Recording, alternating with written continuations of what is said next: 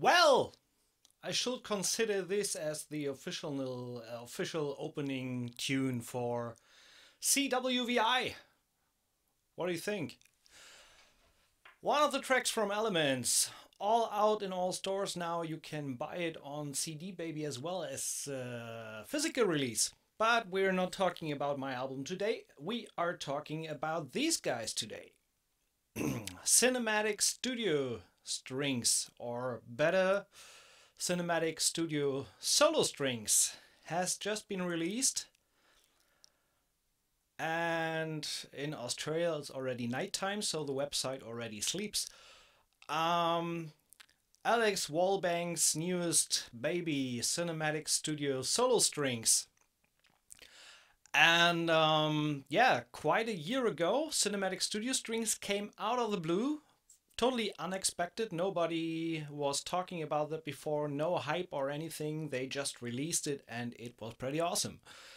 I liked it very much. I use it very often in my usual workflow, and Alex was kind enough to provide me with a copy for the stream. So thanks for that. And we're going to dive in and have a close look at what this baby has to offer. So for anyone who's not familiar with what they have done, Cinematic Studio Strings was the first library they have released. I did a stream on that. If you are watching this later on YouTube, there will be a link down there for this old walkthrough of Cinematic Studio Strings. You can watch that as well. A little bit has happened since then. It has been updated a little bit, and now Cinematic Studio Solo Strings has been released. And it's pretty much the same concept as the original library, Cinematic Studio Strings, but this time it's recorded in situ, which means all the players in their respective first chair position. So you have the ensemble strings and the corresponding first chair solo strings.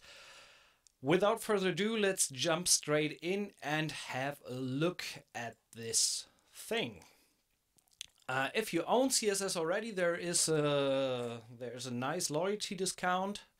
And also if you consider buying one or two libraries, you get an incentive. When you get one of the libraries, the other one is cheaper. Right now it retails, I think, for $3.99. And this is what it looks like. The interface. As I said, if you're familiar with Cinematic Studio Strings, you will be pretty fluent in the interface. Other than that, let's dive straight in. So let's see if we can hear something. There is noise.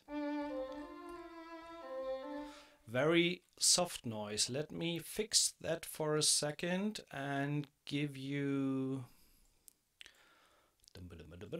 Put that on the side and let me just put a little bit of limiting on the master fader so we don't get any massive peaks and also get the whole thing a little bit louder. I tried to do an unprocessed walkthrough so you get an idea of the dry sound of the library, but for now let me give it a little bit of oomph so you get enough signal in the stream. Back to topic. There we go.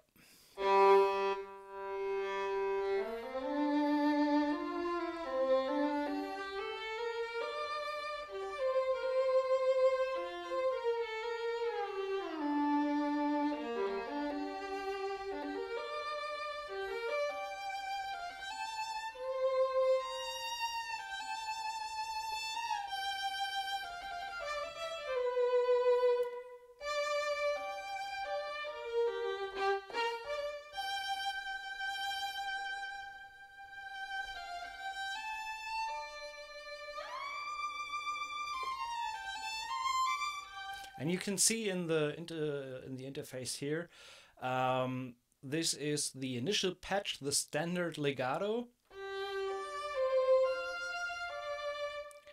And one thing to keep in mind, this library is really special in terms of playability, especially when you switch to the advanced legato, where you get 3 different legato transition types. And it's, how to put it best, it's really laggy, because they really deep sampled these legato transition, and they happen obviously when you press the note and not before you press the note.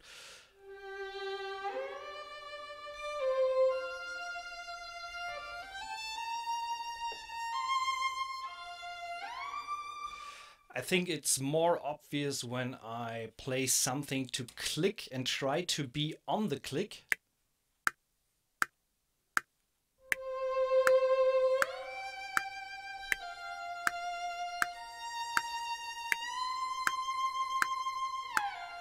So it's always a little bit behind. We will get into a little bit more detail on that a little later, how to work with it. There is a new so-called classic legato patch included, which is also pretty nice in terms of real-time playability. So this is, I didn't batch resave that, sorry for this. This is way more playable in an instant, but lacks the, in my opinion, awesome legato transitions from the initial library. So just want to show that for a short moment that these patches are included as well. And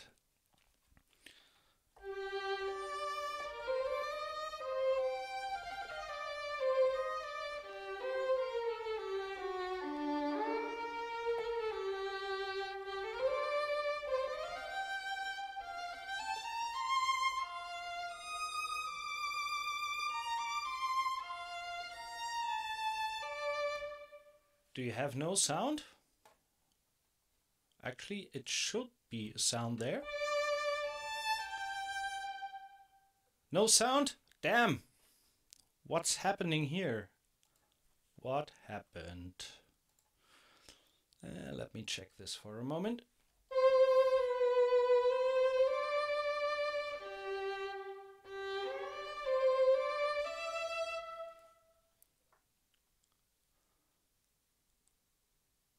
There is sound. Okay. Yeah, I got signal here as well. So, okay.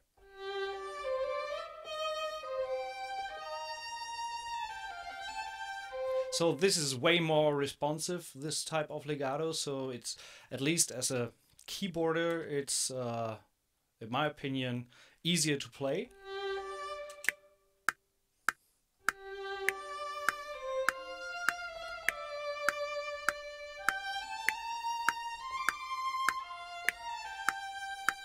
So it's more responsive and reacts directly, but let's get back to the original patch. And let me check something here for a second. Okay.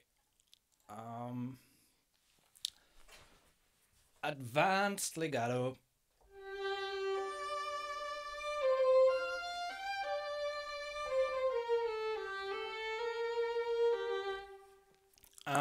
A little bit hard to describe, so it's always behind what I'm playing when I'm using the legato transitions.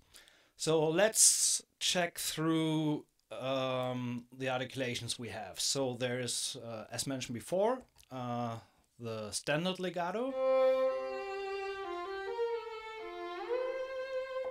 advanced legato. Actually, that's both on C0 and switchable via the key velocity. So soft velocity is standard and harder velocity is advanced.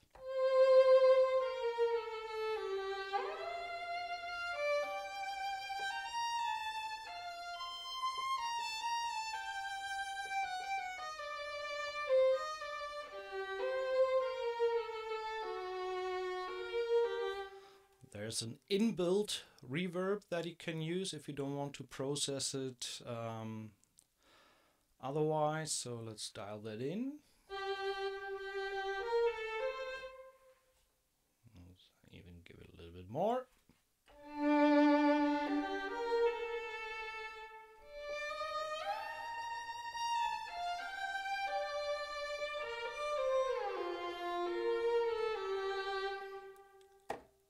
Next one in line is tremolo.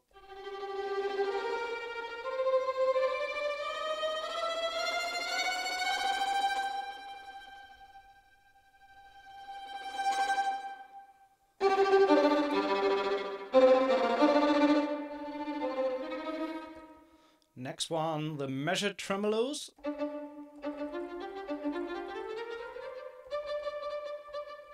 Actually, I now have set it sync to host. You can define whatever tempo you would like.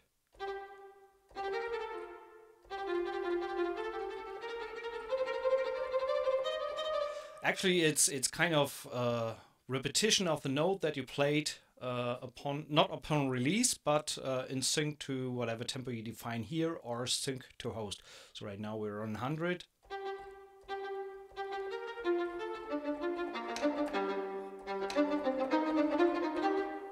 Measured tremolo. Next one is the trills. I had a hard time back then with CSS figuring out how that actually works, because when you hit a note, it doesn't sound. You need to play either a half note or a whole note apart. So right now, when I just play the G, nothing happens. When I play G and A,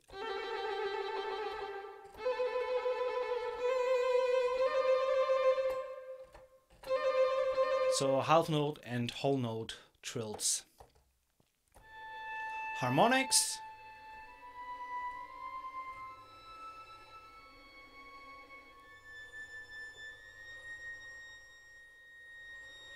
And also legato, which is nice. And on F0 we get to the short articulations.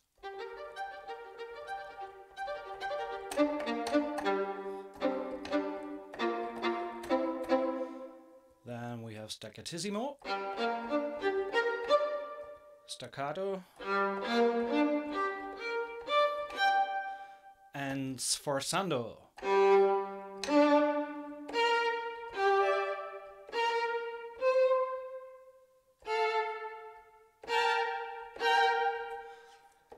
Going on, we have the marcato sound.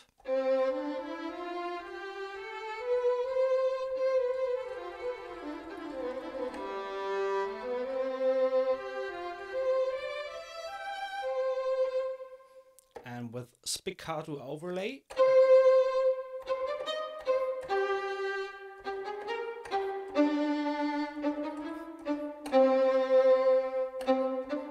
So the spiccato overlay is always there regardless of the mod wheel position, and the marcato tail is controlled via mod wheel. Volume is controlled via mod wheel.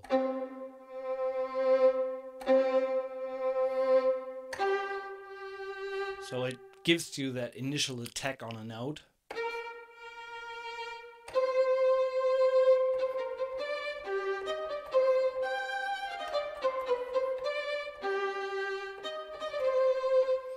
And last but not least, we have some plucked articulations, so pizzicato,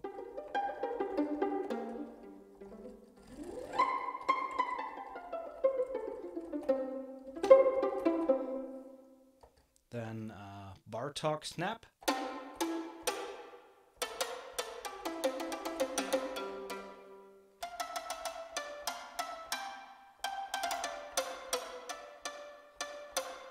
and Colegno.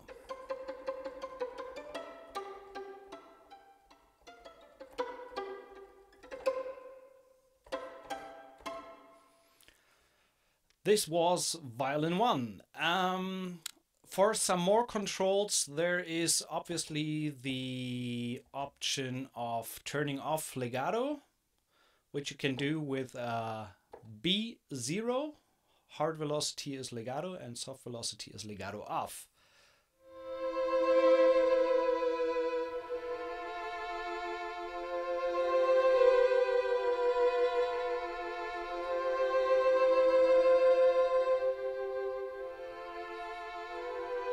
Same applies for all the other articulations. So for example, harmonics can be played multi-timbral as well, or polyphonic.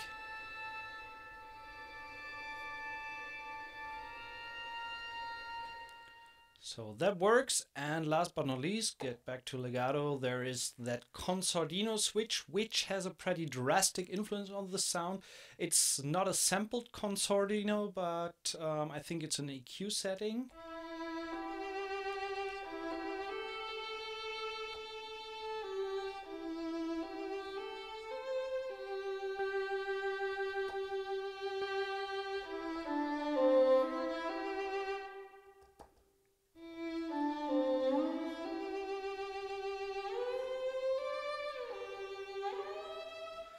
Gives you that old era sound, 20s, 30s.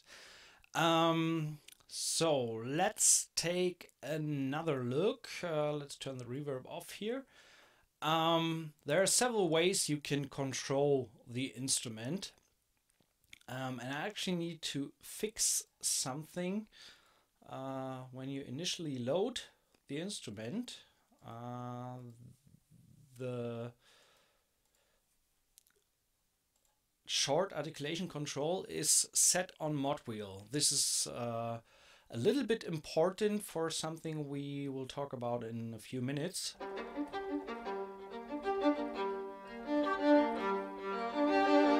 So in the initial state, mod wheel controls the volume, for example, on the sustains.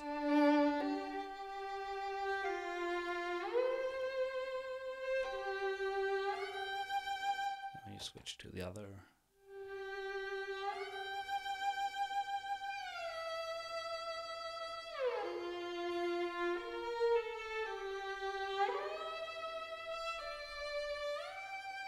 We need to switch to the short articulations, then mod wheel controls the different short articulations. I will come to that in a minute. As I've said, there are several ways of controlling this instrument. Right now, the key switches are set beginning at C0. And other glissando runs. So there's portamento, but no glissando per se. There are no pre-recorded runs or anything, but you can perform pretty convincing runs with the instrument. I will come to that a little bit later. Besides that, let's check the mic position. So when you initially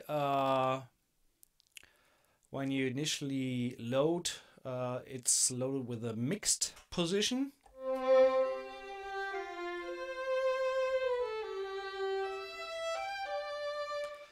And let's check the other mic position. So there is close.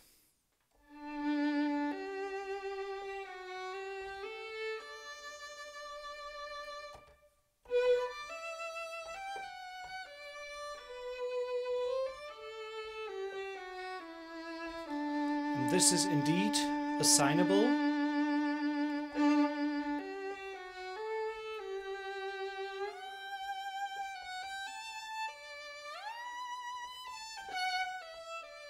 So you can put it wherever you like.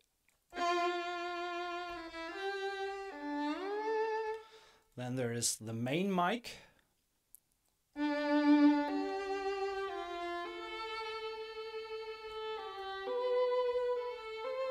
And the room mic, which sounds like this.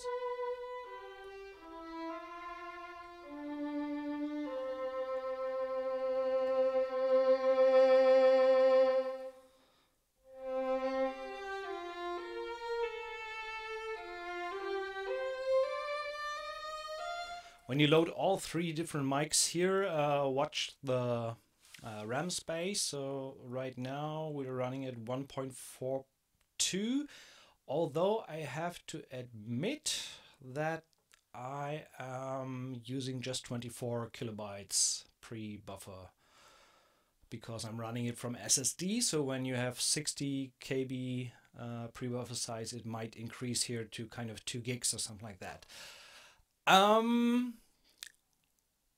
Back to the mix position. So you get a bunch of different options here in terms of mixing the instruments. So you can use various settings in the mics to get them closer to the listener or put them a little bit further back.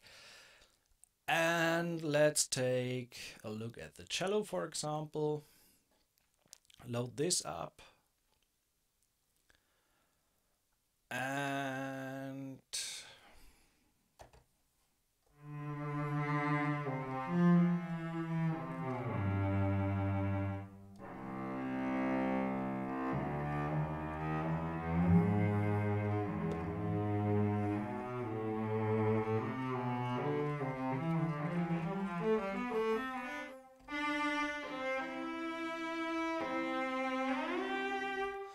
there's one cogwheel over here where you can set some stuff up, like the parameter velocity for when portamento sets in.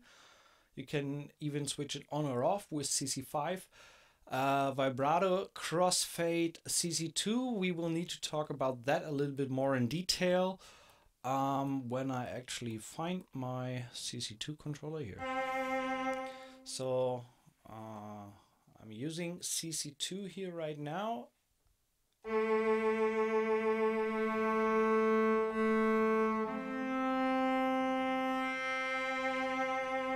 So you definitely hear that there is a kind of phasing going on in the blending between non-VIP and VIP.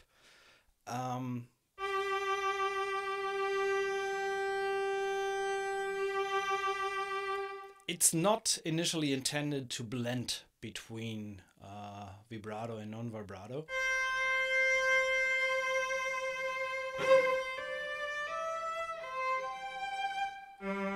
By the way, the range is extraordinary of the cello.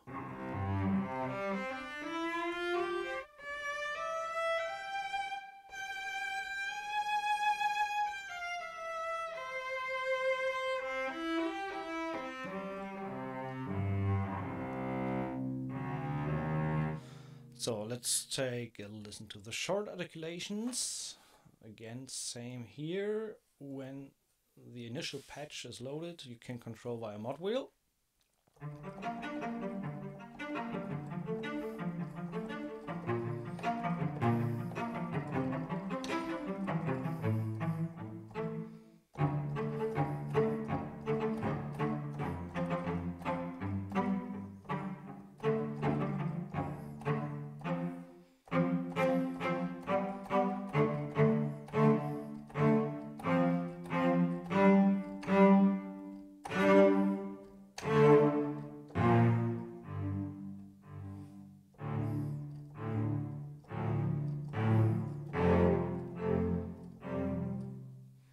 Let's take a listen to the close mic.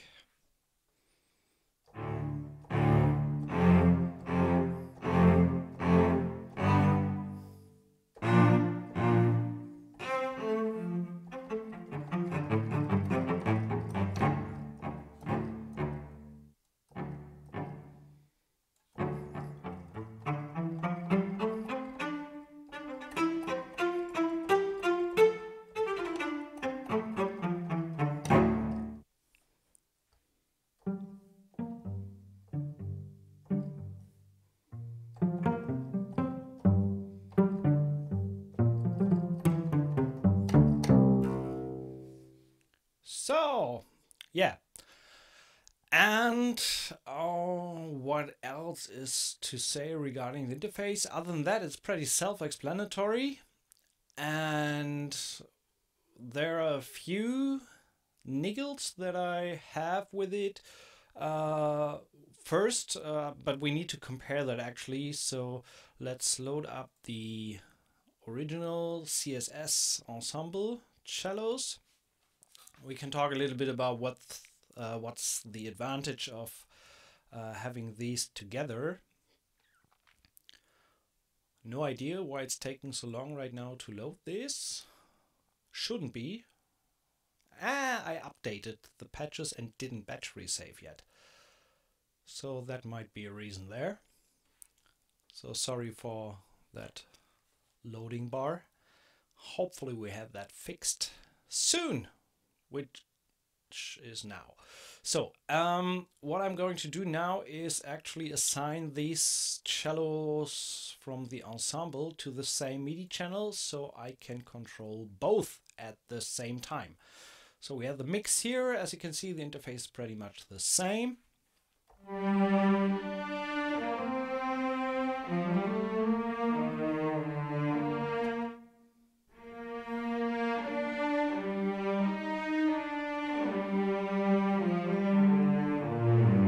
So that was the original cello patch. And I mentioned I have some niggles with the solo library, so take a closer look at the Mercado patch here.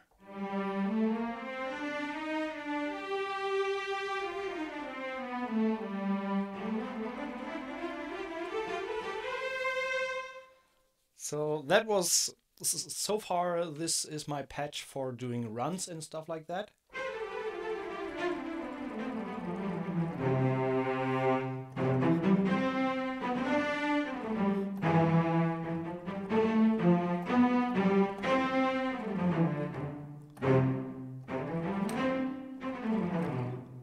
So even either with or without the spiccato overlay.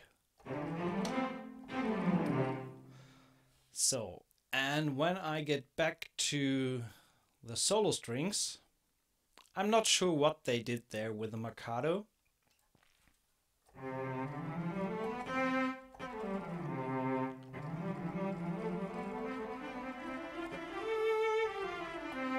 It's not as fluent in the transitions as the ensemble patch, in my opinion at least.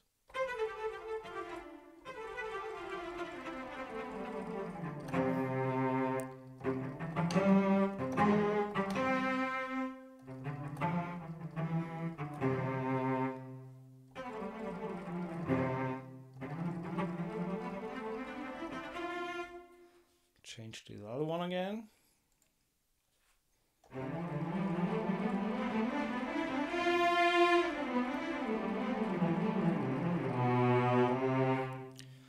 Possible for you to compare with some other solo lips. We will see if we can get onto this a little later. For now,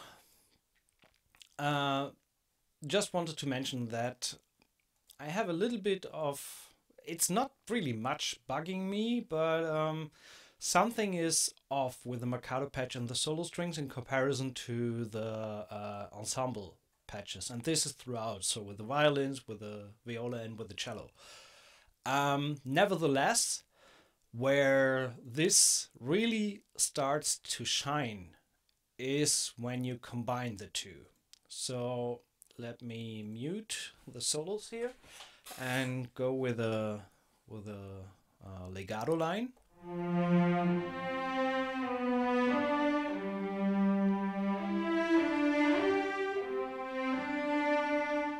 And now bring in the solo cello.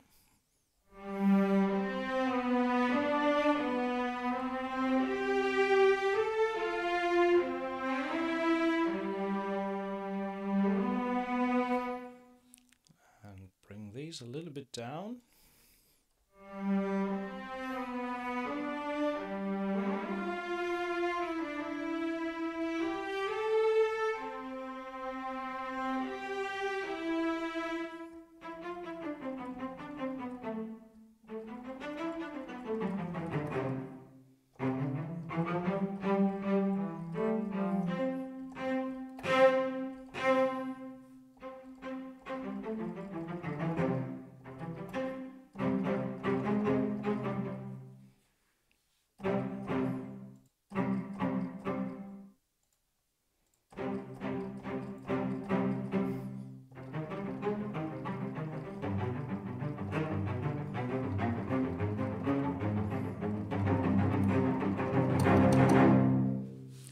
It's really there to bring definition to the section that hasn't been there before.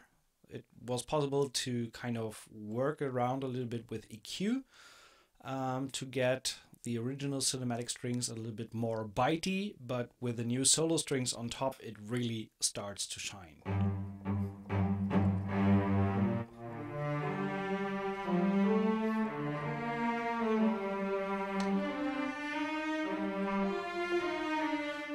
in combination, even the Legato patches work better.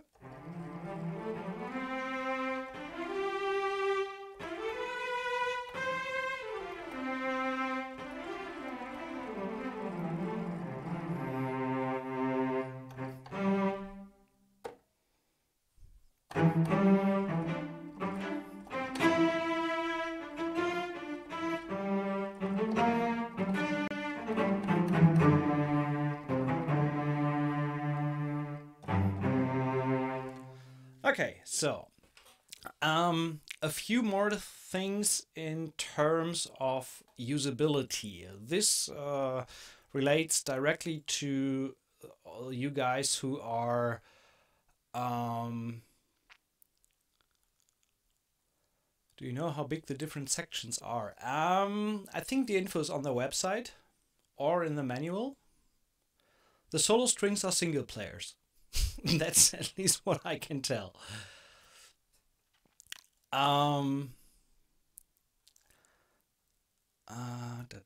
Let me open this up and see if we can find info on the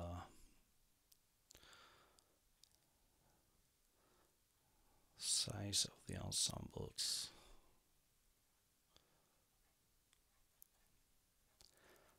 Not here.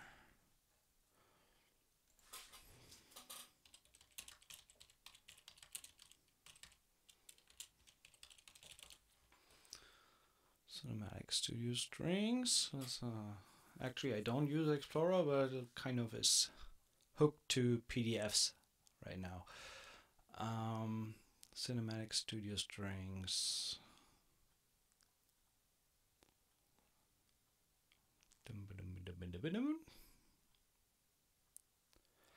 I'm sure somewhere in the web you find the info of the ensemble size of the strings. No idea right now.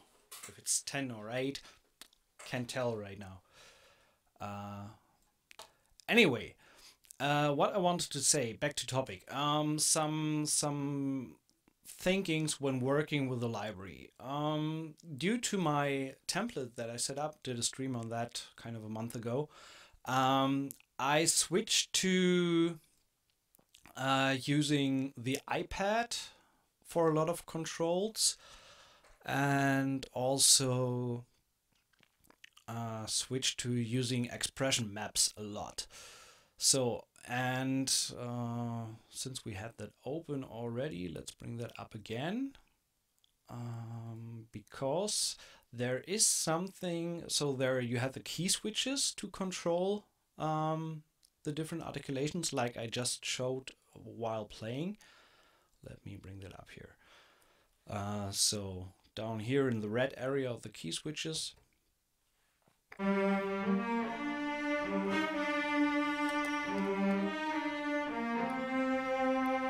then for example on F, lowest velocity, you have the spiccato. And then you can also control the short articulations with CC1. This is the initial setup when you load the patch. When you bought the library, then it's assigned to CC1. This is important when we talk about something in a few minutes. So as I've said, I like to use the library with expression maps, and there is also another option. You can change the patches via not via mod wheel, but I think CC58 by default, exactly. So when you have a controller mapped to CC58, I don't have this right now, so we will do it another way. Let's bring this up, and so let's figure a way how you can actually see this. First bring this to the side. So we use CC58, and when I now move this here, you can see how it's changing all the patches depending on the position of CC58. So this is explained in very much detail in the manual. And this is the way I like to work with these strings. Not using CC58, but actually using Cubase expression maps. So let me load my CSS map here. There we go. And do expression map here.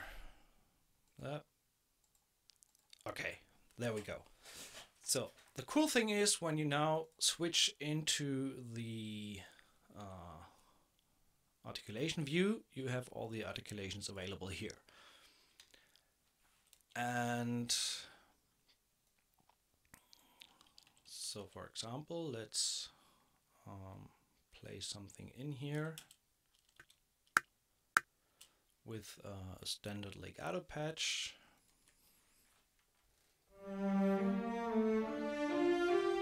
Okay.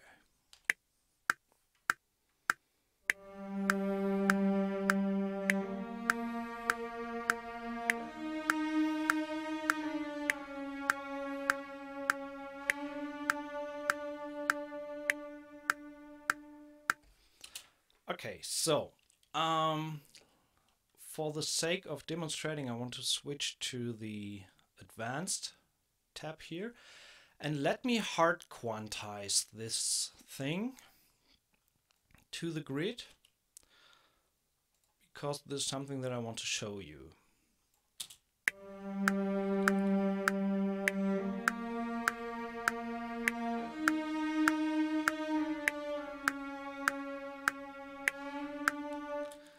Okay, so obviously you recognize how much when you adjust it to the grid, it is lagging.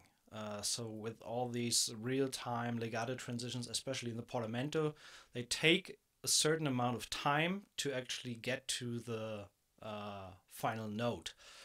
One thing from the manual is that overall there is they recommend a negative track delay of -60 to have let me bring that back to 0, to have the short notes, for example, on the beat.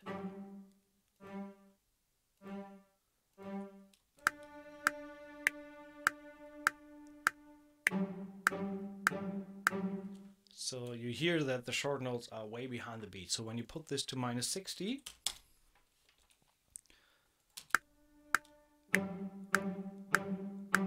they are pretty much on the beat when you move them into the grid. Before we get to the time delay and the stuff like that, one hint: if you intend to use the expression maps, I kind of pulled my hair out on this one because I didn't find a way what was causing it. So, for example, I'm using the expression maps here, have advanced legato, and want to switch to the spiccato articulation. According to the manual, these articulation changes send, we can look at this, send the corresponding CC58 58 value to the instrument. What happens now is when I, for example, have the mod wheel raising, the problem is that suddenly, and you see that in the interface here,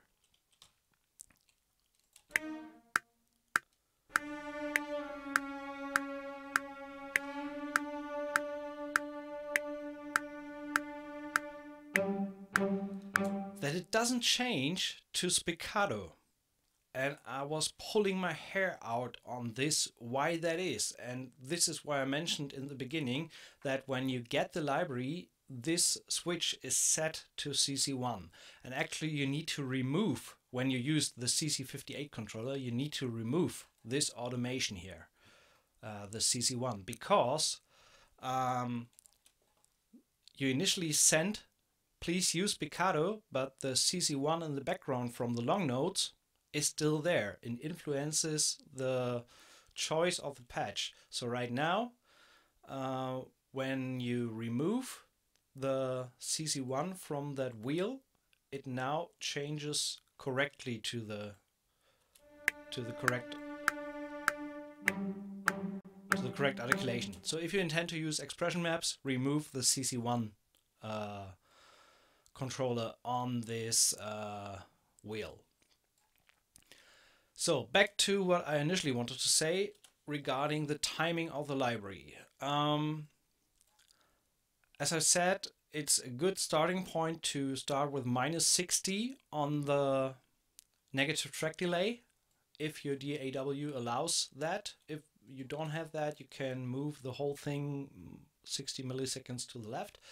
I prefer to work that way, to have it set up in Cubase here. Still, these legato transitions that we have here in the advanced legato, there are 3 types of transitions.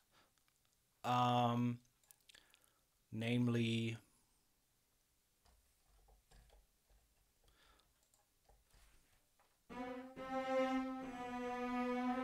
slow, medium, and fast, and they are defined by velocity. So remember, we have -60 track delay set up, but still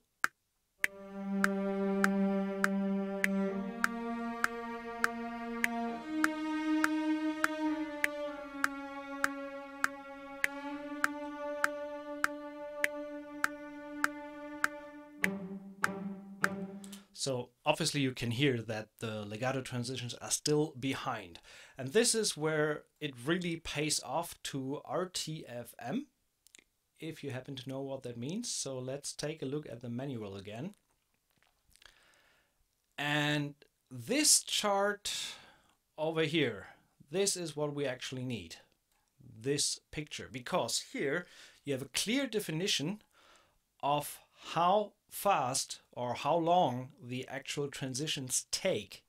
So there are 3 velocity zones, the 0 to 64, 65 to 100, and 101 to 127, which correspond to the 3 legato speeds. And this is the most important information here. Slow has the most delay, approximately 333 milliseconds. Medium is about 250, and the small one, so the fast delay, is around 100. This is something to keep in mind. So back then when I started using CSS, also the ensemble library, it was pretty much the same values there, but I didn't pay enough attention to the manual. And I was kind of like sitting here knowing, okay, this is a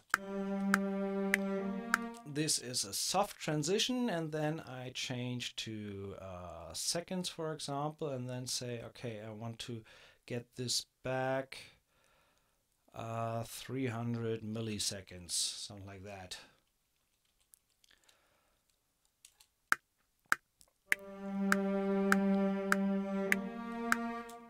It's totally tidy and fiddly to work like that, so I won't go into detail there.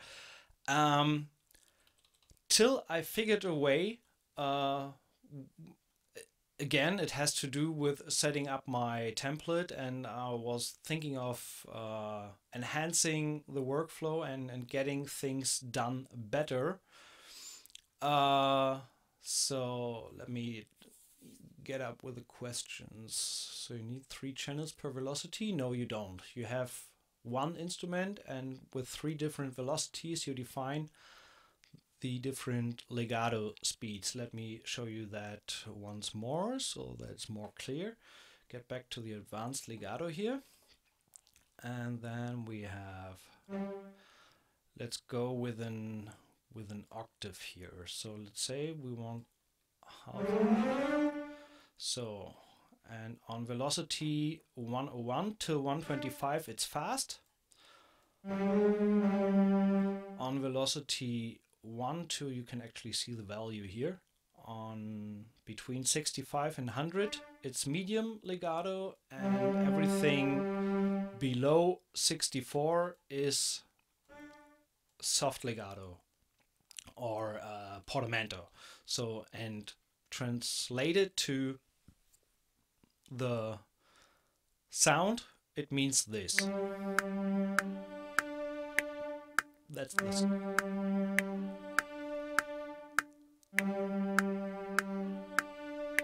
These are the three legato types, and as you can hear and as they've written in the manual, this legato transition is about 100 milliseconds, this one is about 250, and this is about 330 milliseconds.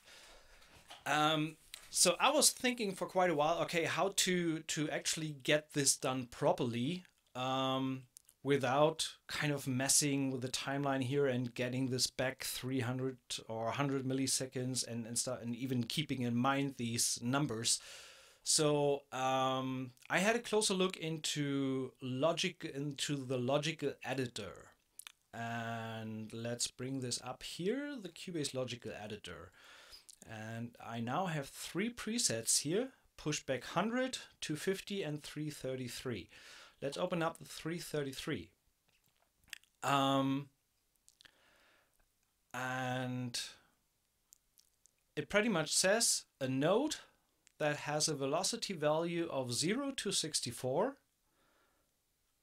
Push it forward or back, forward, so to say, 275 milliseconds. Why 275? Because I already have a 60 millisecond track delay overall. So 33 kind of minus 60, 275, something like that. And the same for 250, which means every note from 65 to 100, and also pushback 100 for every note between velocity value 101 to 127.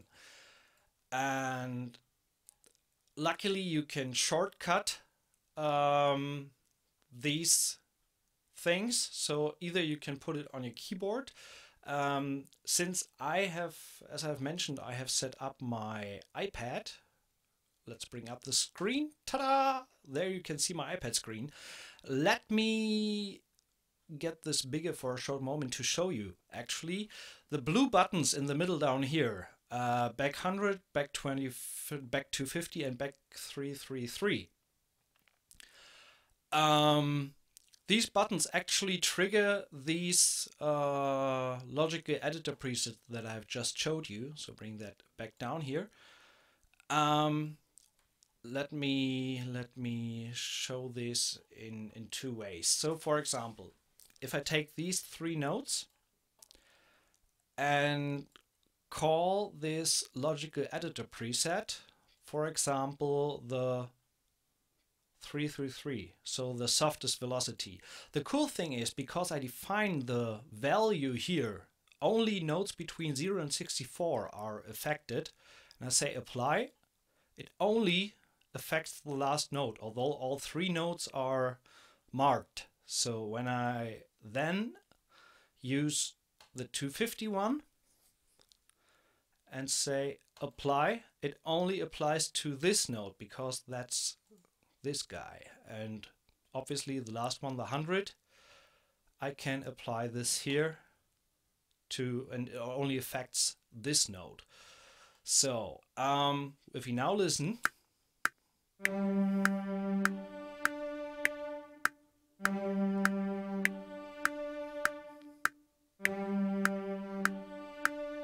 now all legato transitions are on spot, and obviously it's a little bit tedious to do this all with every single logical editor preset. That's why I have assigned key combinations to these things in Cubase, and let's bring these back to their position. And if you watch the iPad screen now, I can mark all three. I hit the lowest blue button here, then the middle one, and then the higher one. And now with three buttons on my iPad, I can bring all the legato notes into position. So for example, let's say we have different legato transitions here, I keep out, let's listen back once more.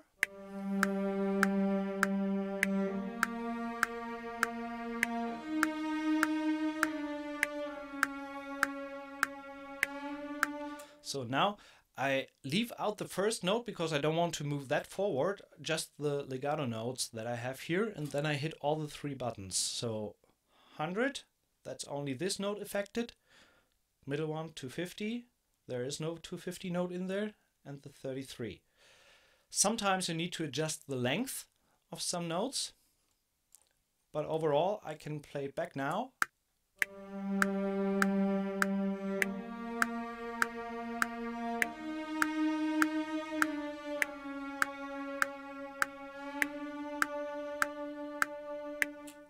So that's the way I prefer to work with CSS, because it's so much more convenient, and you don't need to work with the actual numbers and fiddle stuff, and you still can fix position if you want something to be a little bit before the beat or something like that. You just move it a little bit.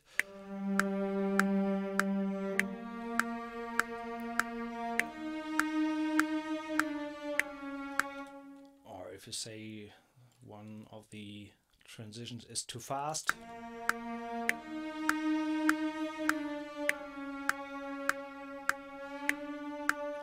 So this is my way of working with CSS when it comes to the legato. So what I usually do is, when working with this library, when I play a line, is that I usually use the Mercado patch, and you can see the button shining up on the iPad screen.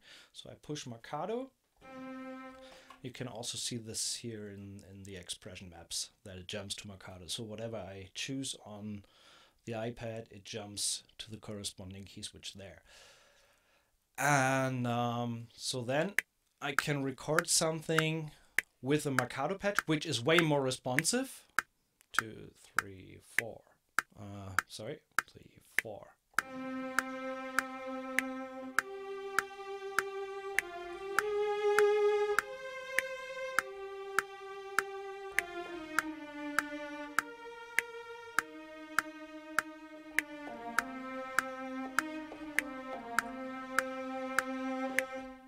So, for example, just some basic fiddling around. Actually, I totally missed that by 1 beat. So let's push that there.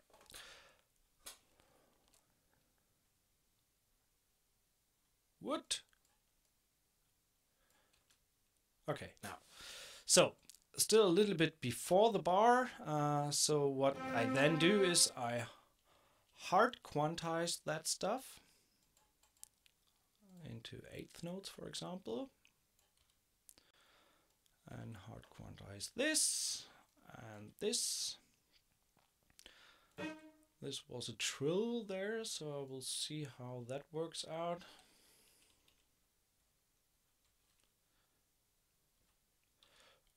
That's, what is that, 16th triplet?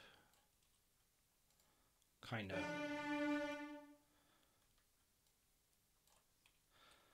So, okay, still on the Mercado patch.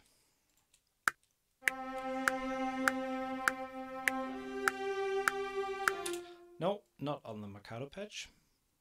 Let's change this. Oh, so.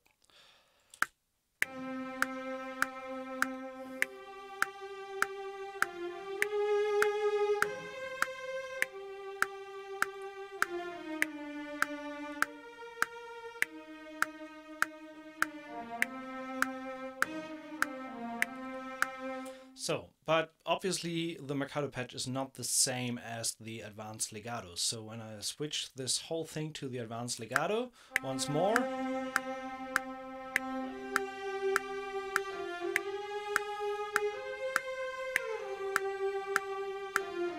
so obviously not in time, but now I can just mark all the notes and hit my 3 buttons on the iPad. 1, 2, 3. Missed the last one. And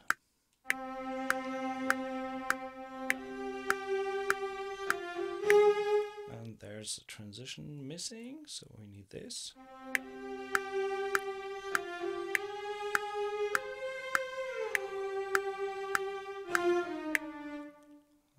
there as well.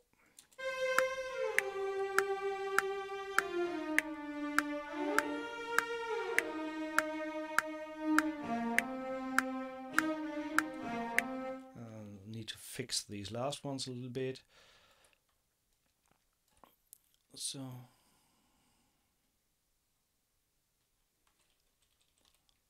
no idea why this actually is moving back so far.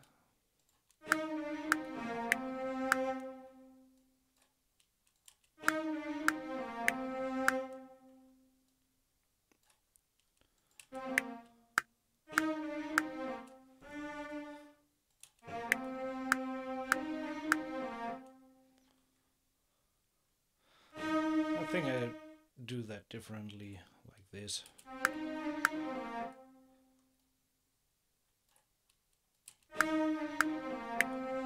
Yeah, like that, for example. It's just a basic idea to show the workflow. So, but it's way easier with these kind of logical editor presets than tweaking single notes.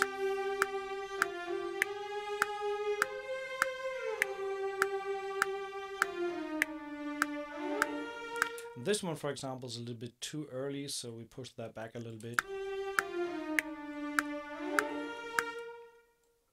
And also might edit the velocity there.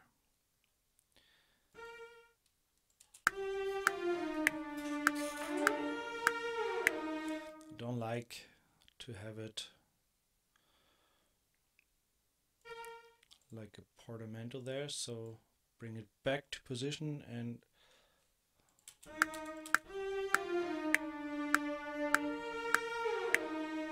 that sounds better.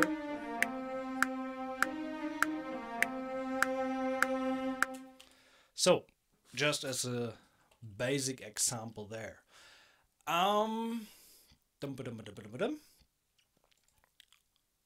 What?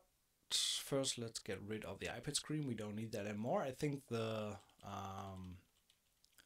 idea is clear behind it, to use automation to get the legato transitions into their correct position.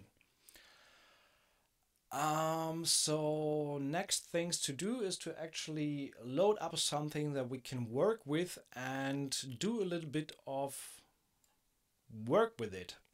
Therefore, I'm going to open up my template. This will take a minute, so hopefully I can give you a little bit of a nice time with another track there, while I'll grab something to drink as well. And we will close this guy. Luckily now I can keep on talking even if the project is closing. And let's open up. Which one do we choose? Let's go with Ascension this time. And I'll be back in a minute. Just grab something to drink.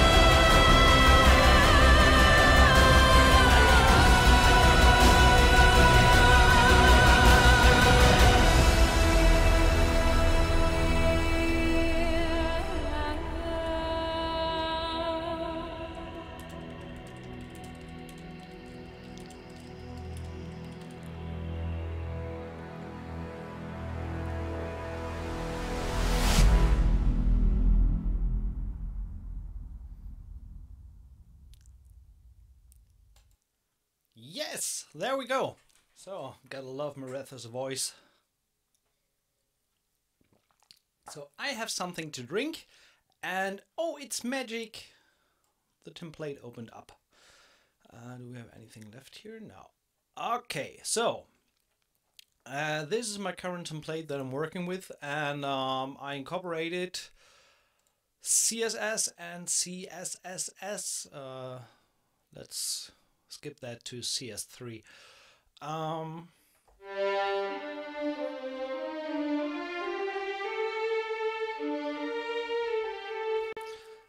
And I actually need to activate these guys.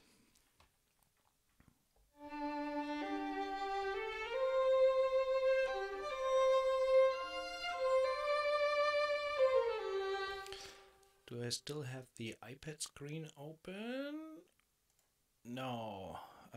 Do you want to see the... maybe I can turn that a little bit down. Like this. Is that good enough? It might not be readable, but...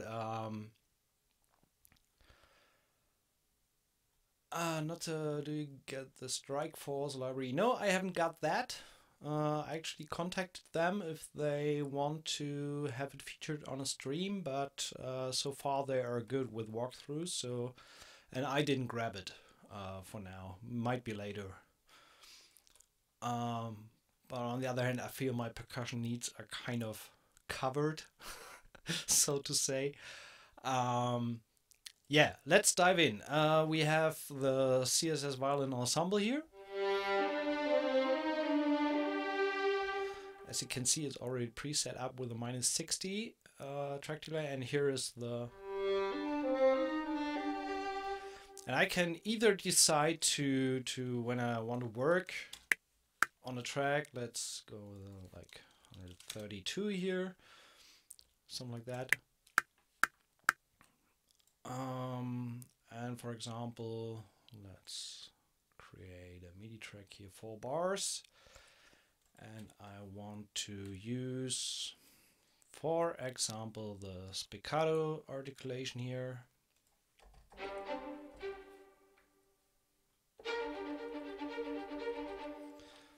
And then I can step sequence. I think that should be 8th notes, not 16th.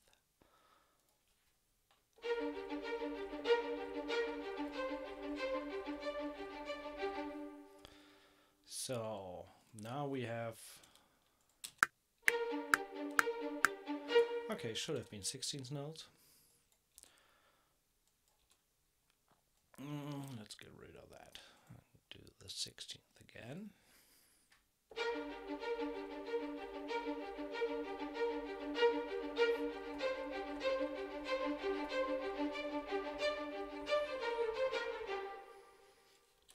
Something like this.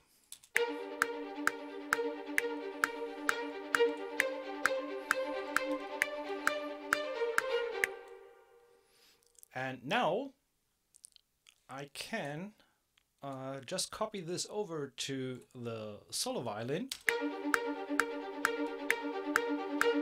And since it has the same expression map and all that stuff, it works flawless to integrate this. And now I can say, okay, let's turn the ensemble a little bit down.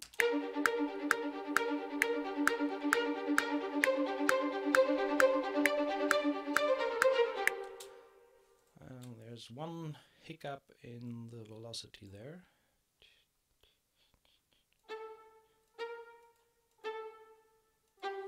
Let's put it like this and copy that over again.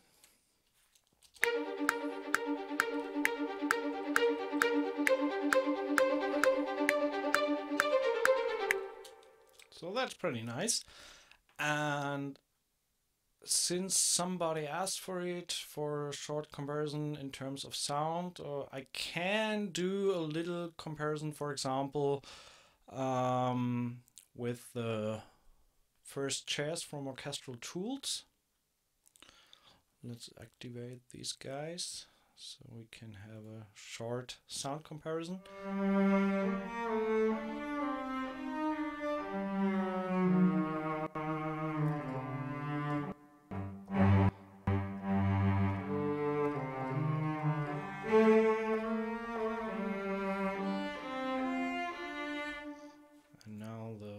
first chair, and actually you can see the screen changing on the iPad for this specific channel.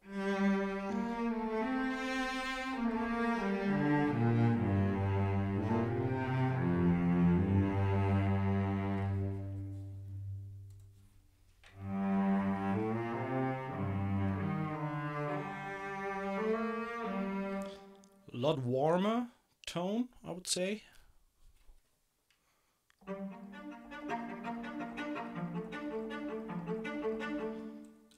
And now the orchestral tools, cello.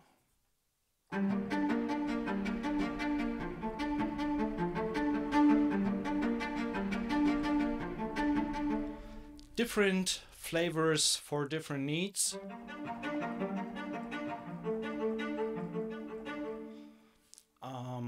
Depending on what sound you're looking for. Spiccato.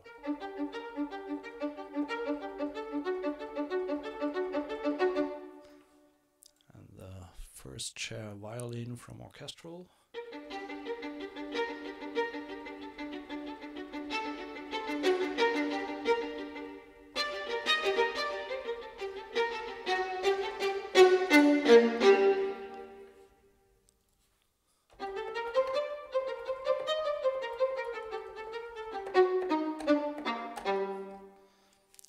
Very different in sound.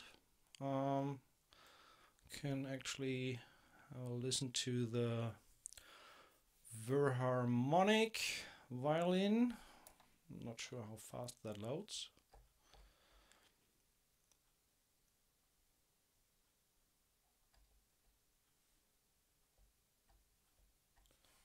Is that actually connected? Let me check this for a second.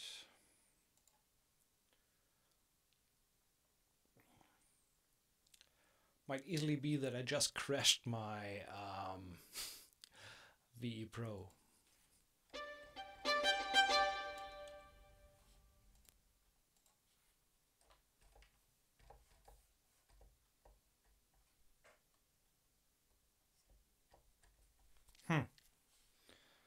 Not working right now, and I actually have no idea why. It might be because that library takes a little longer to load, because I don't have that on an SSD right now. The rooms are kind of different though for the two libraries. That might easily be, but I can fix this in the channels because I have them on different ones. So, for example, I think I have the CSSS CS3 a little bit drier, -12, and the Berlin is a little bit less.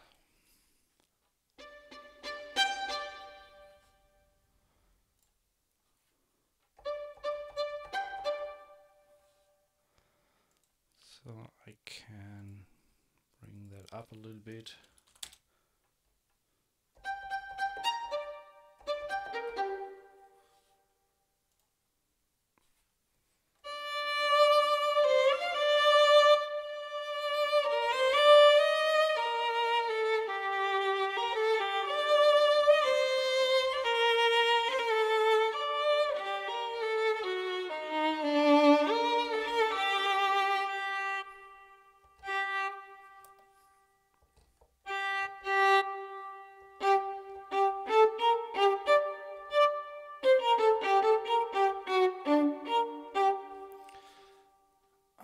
I think I haven't tweaked the Verharmonic violin regarding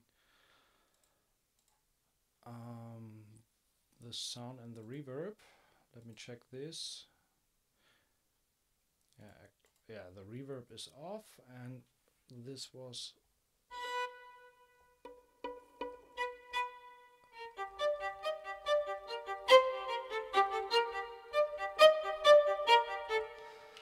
seems like there's a lot more reverb going on the where is it actually going out?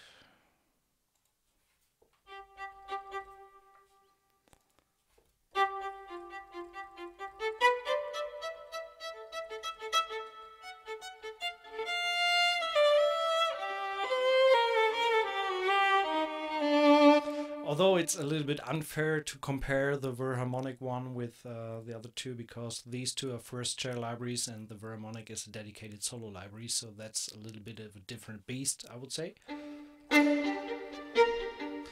But let's get back to CSS, because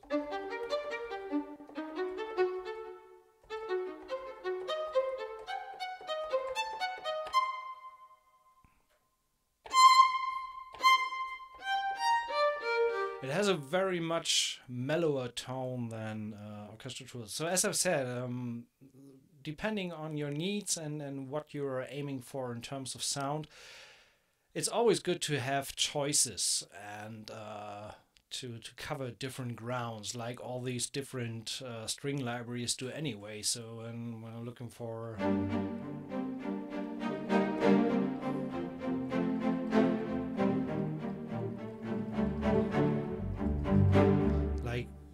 want to use the Albion ones or the ensemble strings from CSS.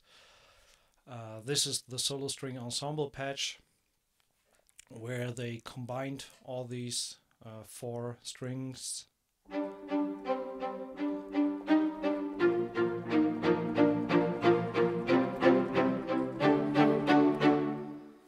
So depending on what sound I'm aiming for,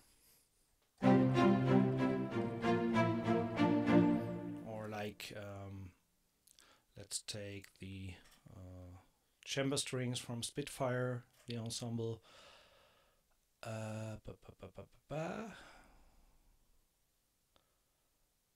This is actually, I haven't set up the key switch patch for these guys, so I need to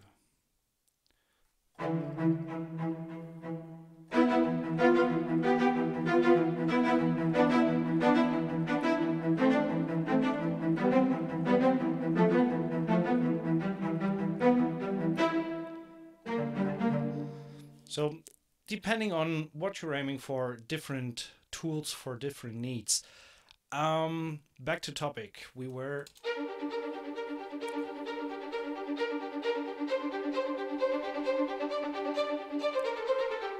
so for example, now let's go to the cellos. So we are on G here. Let's bring in the CSS cellos. And actually, let's use the measured tremolos here. So that's fairly easy. So the cellos will hate you for doing that kind of stuff to them, but we can do it, and that's why we do it. So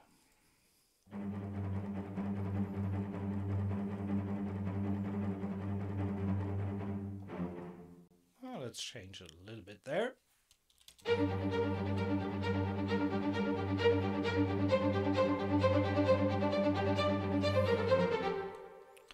And again, if we want to have a little bit more bite in the section, I just take the section a little bit down in volume and put the solo on top.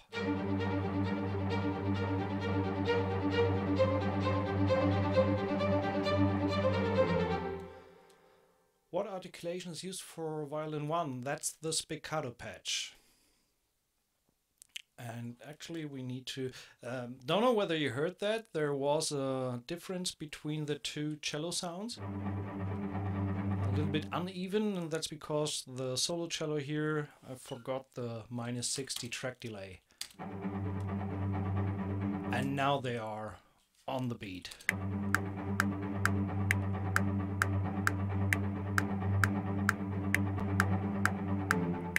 So that's nice there.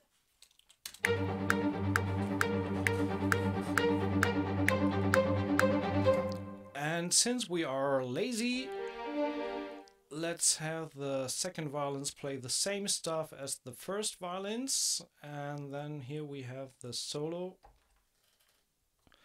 cello, solo violins too.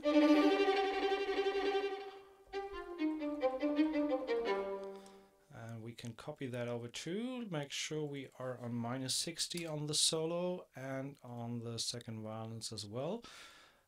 -50 here, let's say -55.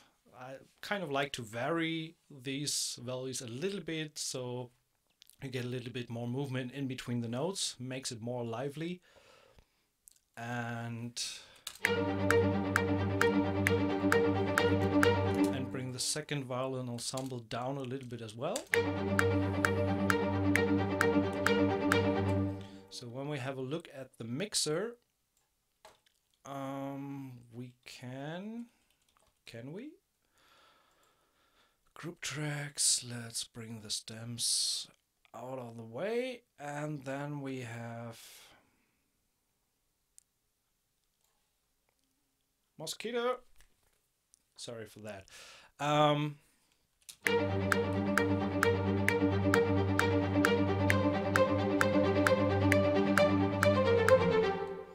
So I think, yeah, I changed the way I have it here. So I haven't separated them here. So they're both running into the violin 1, 2, viola, cello, and double bass channels here. Anyway, too much talking. What you can actually do is, since the solos are lacking a bass, but we still can integrate the double bass from CSS.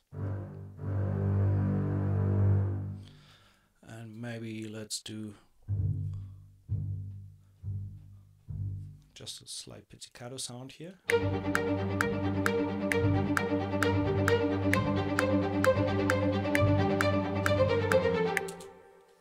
Should be good enough to give a little bit of low end, and kind of hard quantize these guys. And I forgot to actually record the key switch there, so I'm going to tell them here. So you guys are pizzicato, and let's go with -56 here. As I said, vary a little bit.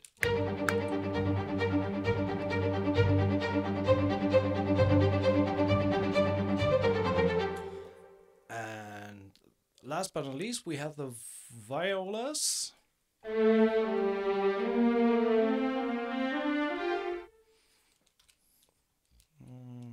What they can do.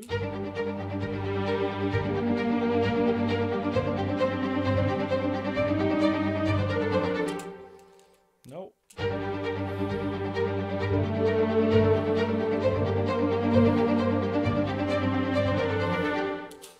That was nice.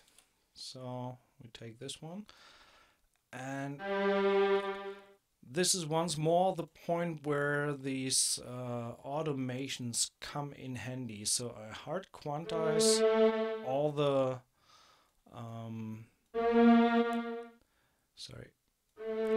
all the legato transitions, and then mark all the notes and hit my 3 buttons, and that way we have everything in time, hopefully.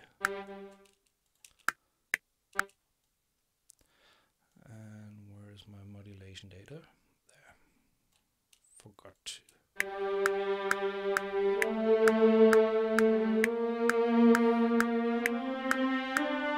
Yeah, that way we have it in time, and I can still copy that over into the solo section to get a little bit more definition. We have these activated. Okay, let's check it.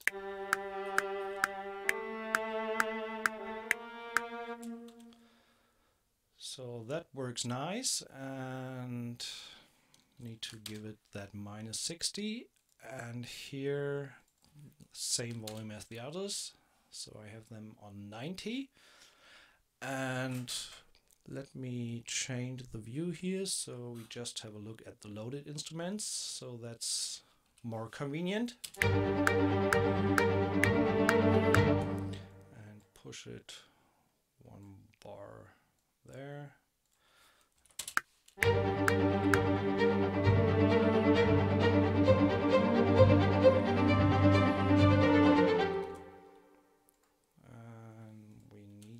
Last note to ring out.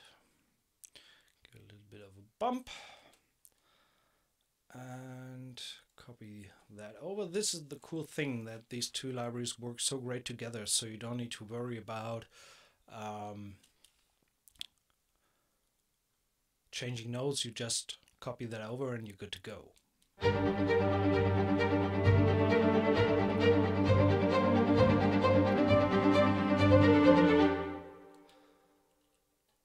So, and now let's, for example, compare just the how do we do that? CSSS, CS3. So this is quick link activate. Okay, so this is the original CSS back then.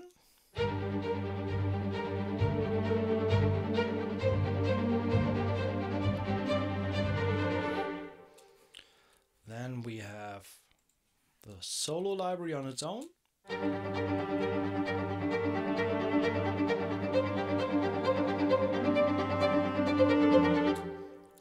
And combined, obviously,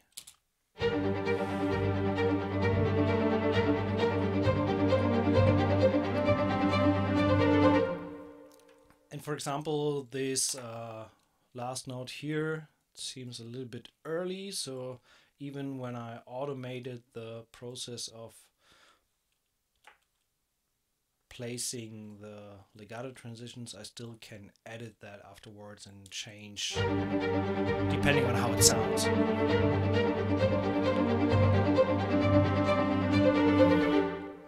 So just a short example of all the strings working together. And let's bring back the total view. And now let's kind of work a little bit with it. Haven't really got an idea where we are going today. I thought of something more quiet, kind of starting out with a little bit of piano and then bringing in the solos and then adding the ensemble in the end.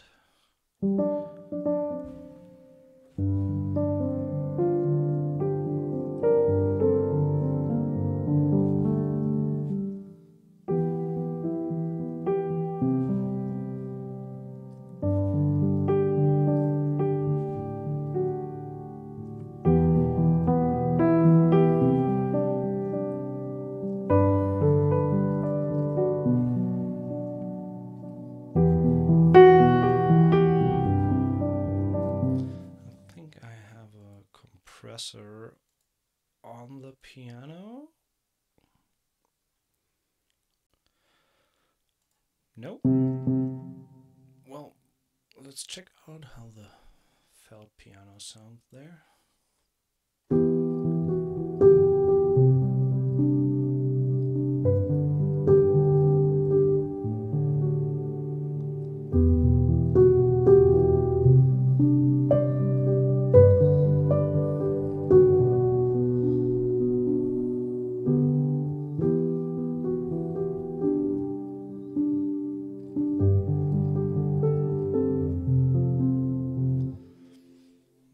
I think I prefer to go with the gentleman here.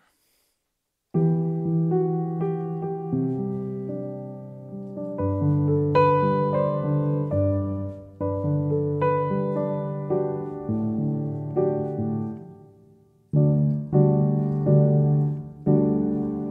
little bit of tension by giving the D a G in the bottom.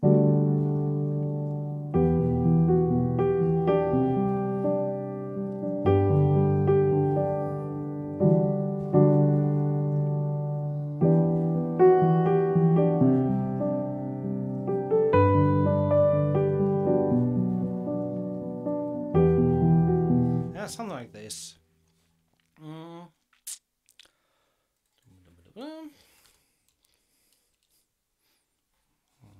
like 120 something.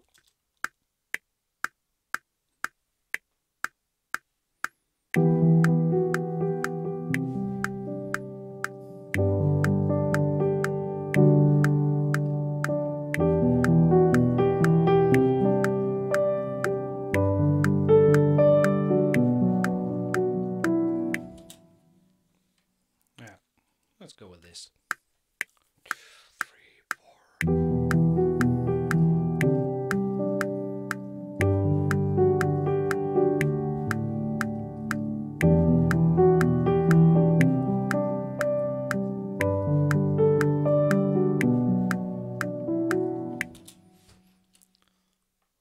At least we need to start somewhere, right?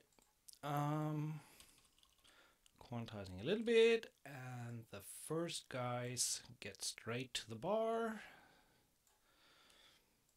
And actually we can quantize them to 8th notes.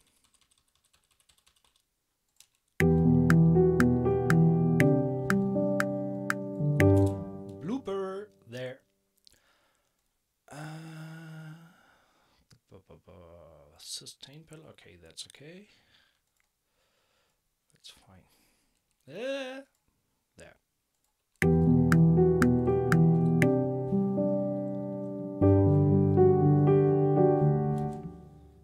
Actually want to have this guy down there.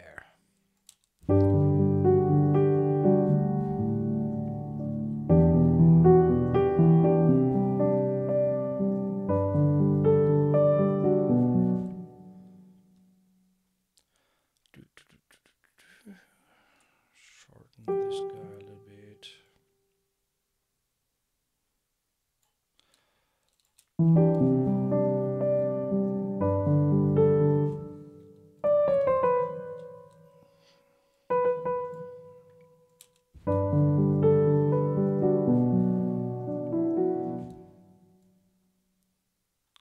You can hear there's a lot of background noise going on the piano, so this is a setting that I set up there. But overall I feel that we could use a little EQ there. It's a little bit muddy.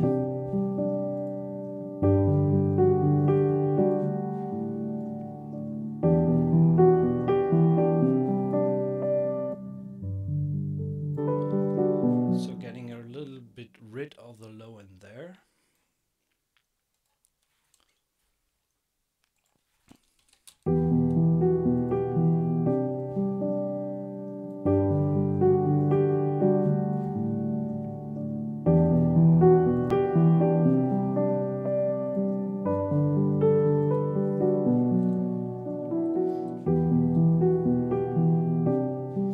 Just copy that over. I might be re-recording this later on.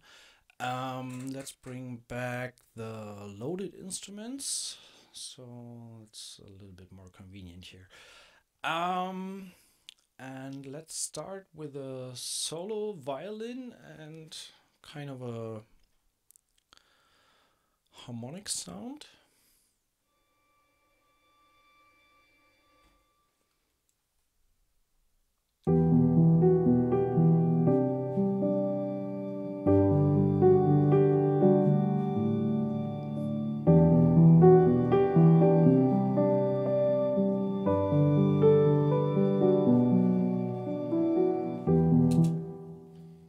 Just for the first part.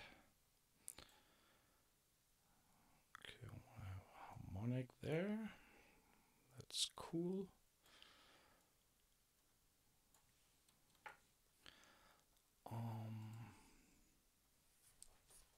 Let's go with some Colenu on the second violins.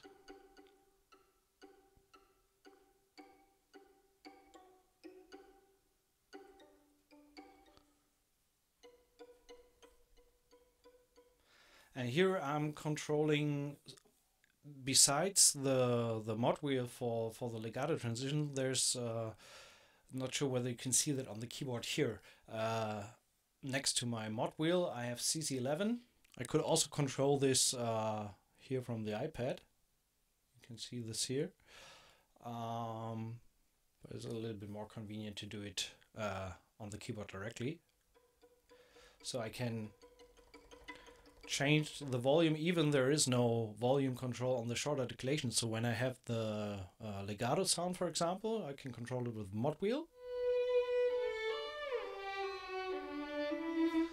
I Actually, it seems like the second violin has no reverb at all. Yeah. Well, it has, but not enough. Let's go with -10. I think I should set this for all the solo violins. -10. The CSS viola, -10. And the CSS cello, -10 as well. So just a little bit more reverb. And again, so I can control the volume with the mod wheel on the long articulations. So mod wheel all the way up. Or when I change to Colenio, for example, I still have the feeling that it's loud. Then I just reach to CC11 expression and can bring that down up to barely audible. So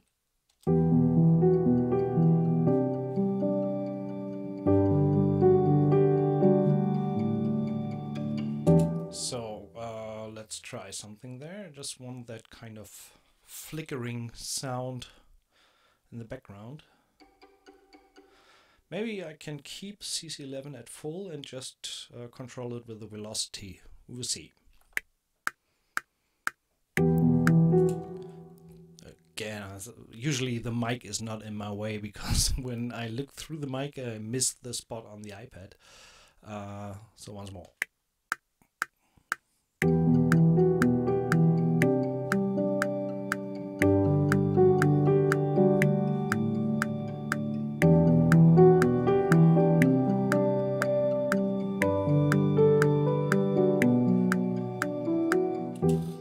So it's not much that's happening there, but it's enough to... I don't hard quantize these guys, just the first one, and this is actually Colenio, and bring this there. So when we solo listen this... Oh, okay. That was too much. Not hard quantizing, but at least quantizing a little bit. And then I can recheck my velocity that I used to play it in, and yeah, can even bring that down a little bit more. I think I need to adjust the velocity curve of my keyboard a little bit in regards to my playing. So just a flickering background.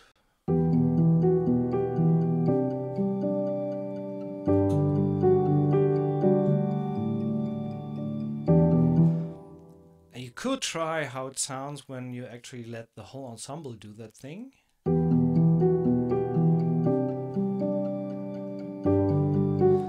Yeah, that's too much for the beginning. I just want to try a little bit of stuff. So the violas.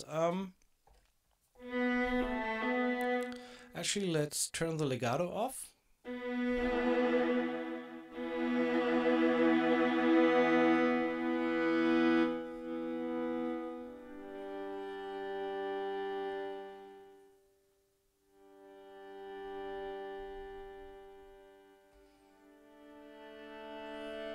And I turned the vibrato off as well, and we'll just see if we can enhance a little bit the overall sound with some swells.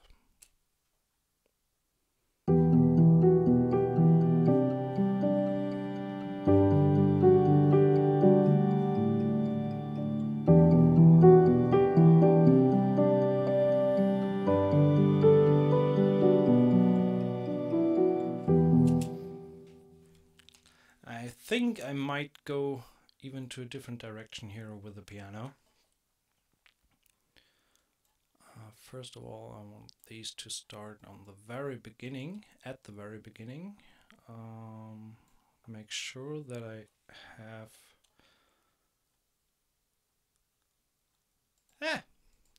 I'm missing the expression map here. So make sure that I have the standard legato, and I actually, the key or the button on my iPad for the legato on, legato off is actually a key switch that I kept here. So it should do. when I record this, legato off, exactly. So this way I have the legato off information here.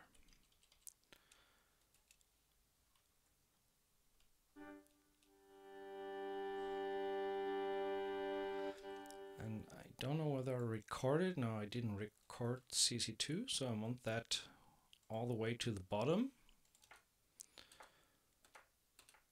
What is happening here? And yeah, CC2 all the way to the bottom because I don't want any vibrato. And I messed up the modulation data here. So we need to fix this.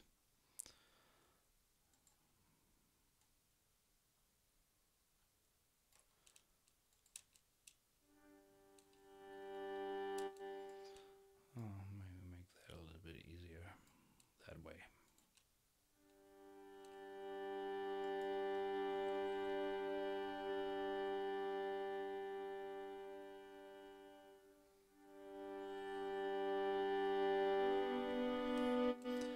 And maybe switch back on vibrato on these last two. I know that's pretty hard to play. It's not that easy to do on a violin, but I like the sound there of the dual or the double stop. What do I want to do? I want to bring back in the vibrato.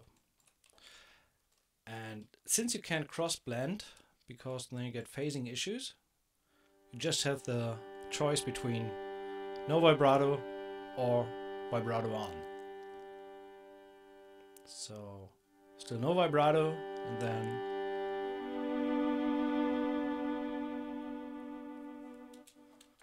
but that might work in the context. Let's see.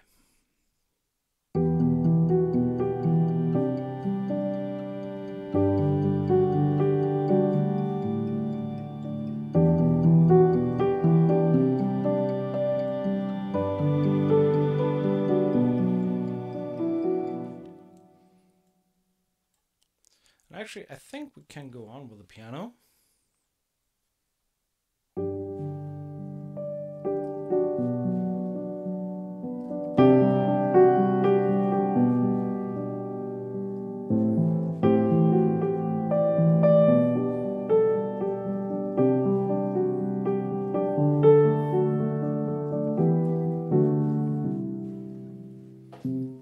Something like this. So let's keep on going here.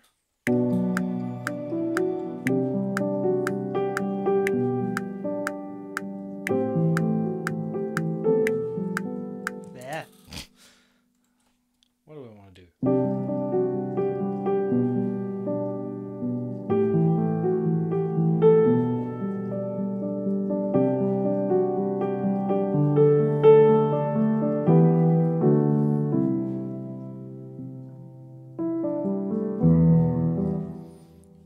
I think we go with that.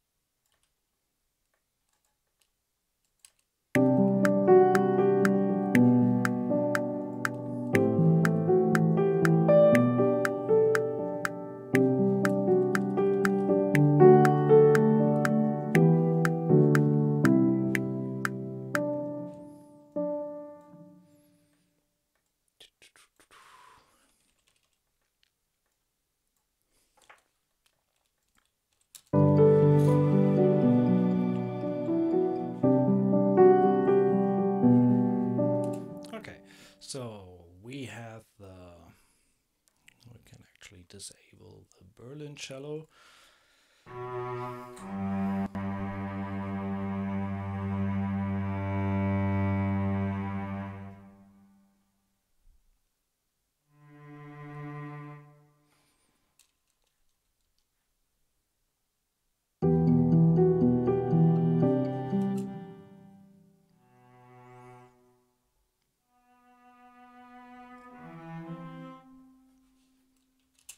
Mm-hmm.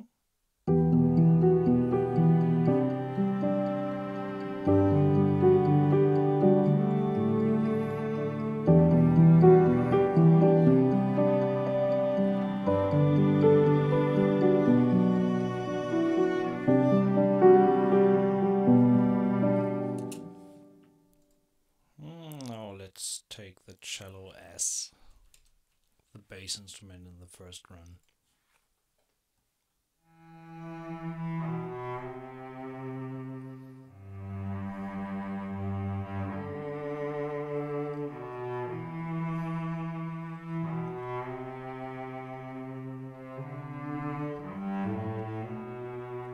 I actually play that in with the Mercado patch,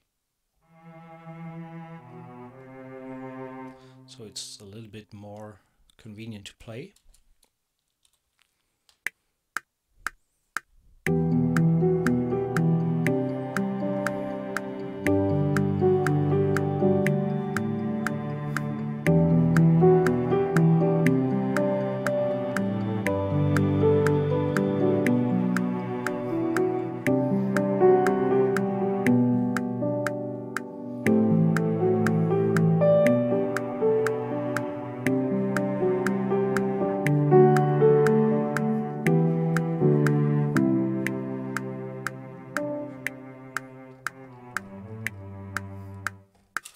Not sure where I'm going there, but you get the idea. So we have the cello here played with a Mercado patch. I hard quantized this guy, change it to the actual standard advanced legato,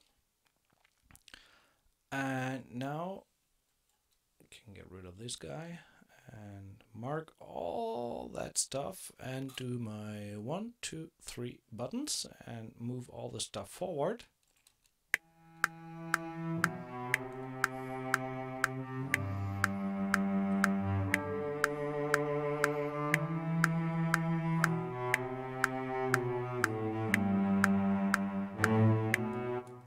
Actually, we need a transition there.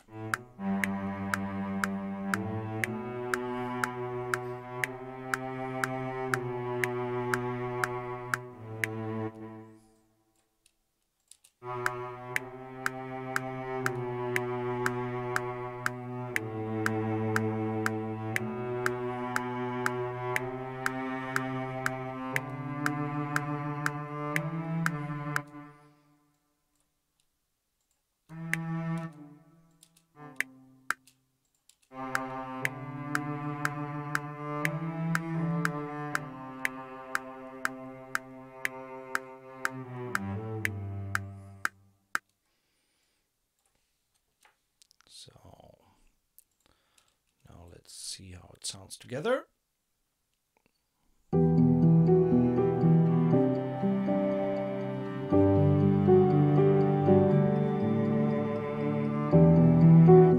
Overall, I think I can bring down the moduli data on the cello a lot. I want to have it way softer.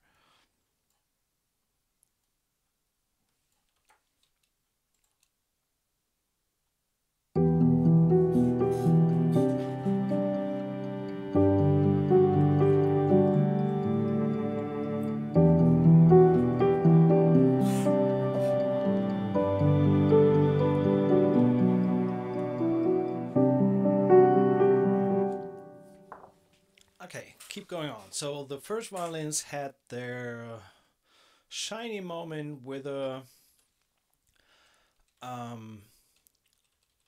harmonics here, and I'm going to switch to, not sure whether spiccato or staccato or staccatissimo.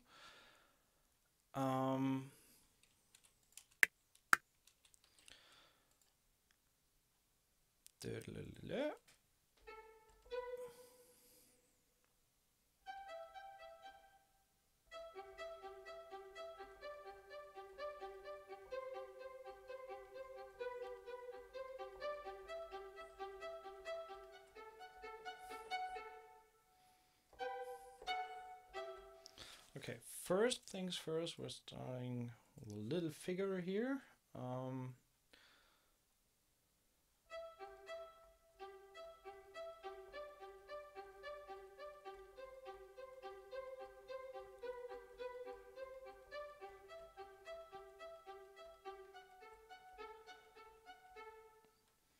Now I think I'm going to switch to the either Mercado or Sforzando.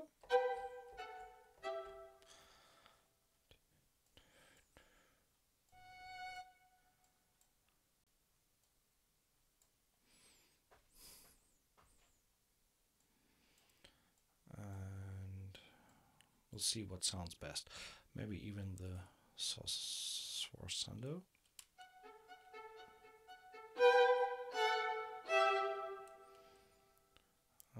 Definitely bring down the velocity there.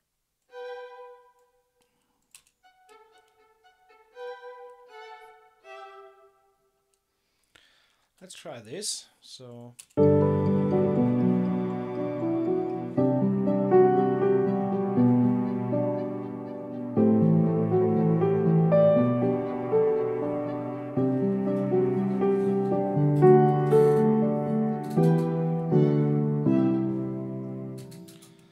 actually need these last notes a little bit longer.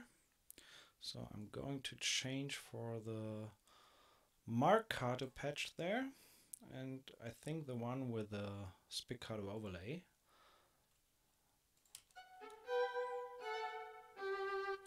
And actually need to switch to Legato off. I just recorded that key switch from the iPad.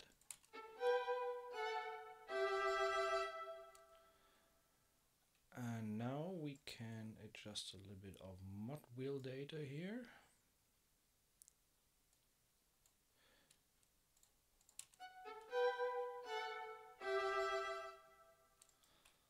So we have a little bit more tail there.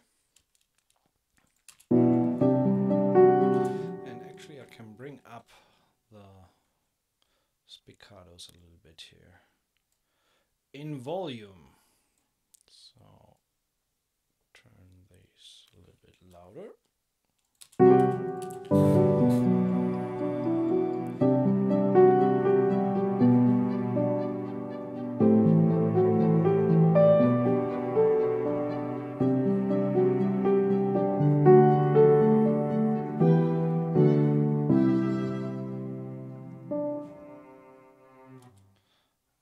Actually, let's extend this for a bar and bring this guy a little bit later.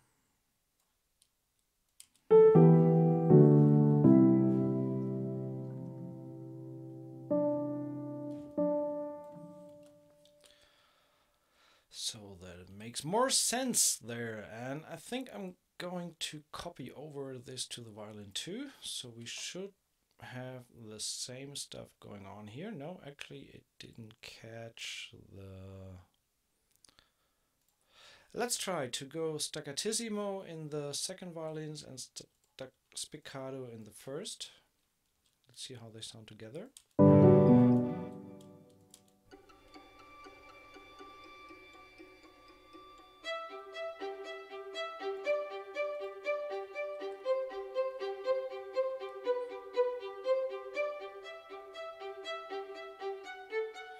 I think in the second violins, the staccatissimos, I can turn them a little bit down again.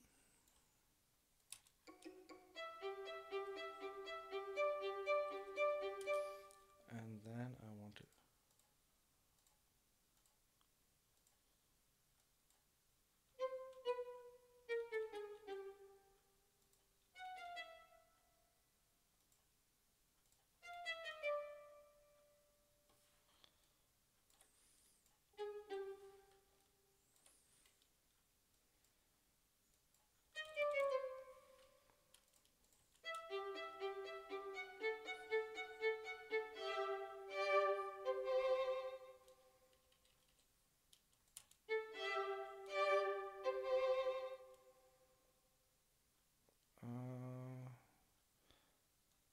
why is that bump there?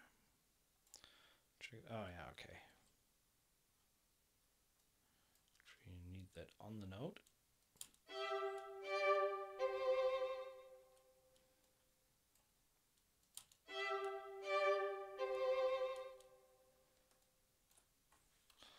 let's try it like this, and now again.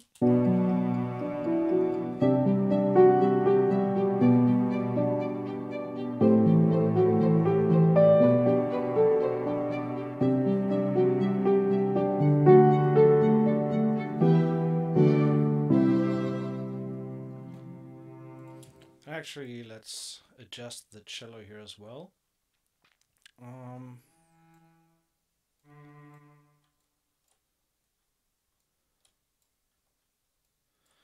With the sforzando articulation, I pretty much like that there. It gives a little bit of a nice edge to.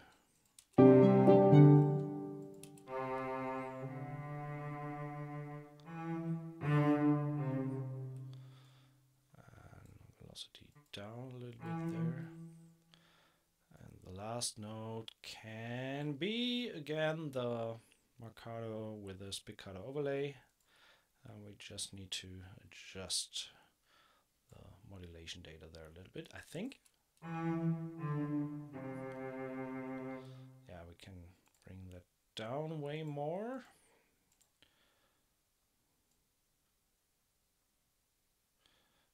But raise it a little bit there again.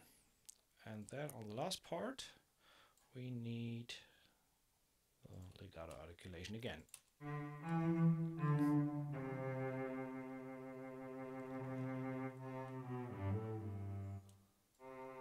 Actually, I can put that back.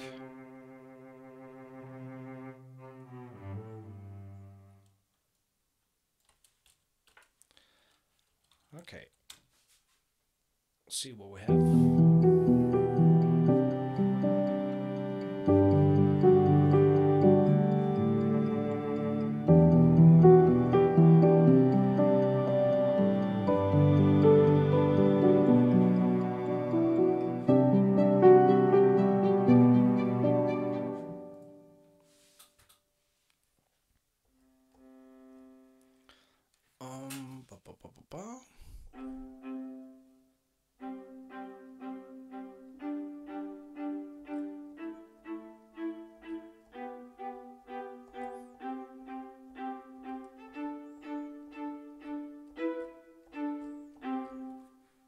Let's try this.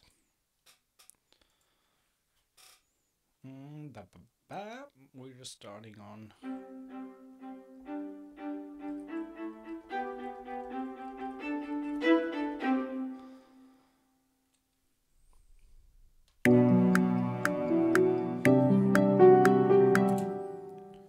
Messed up once more.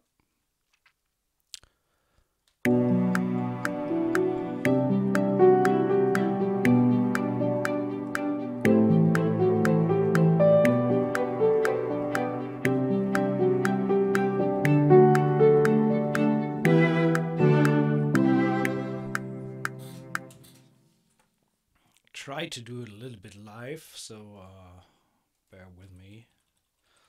Didn't work out in total, but we're getting there. So I used the staccato articulation here. I need to copy this guy over.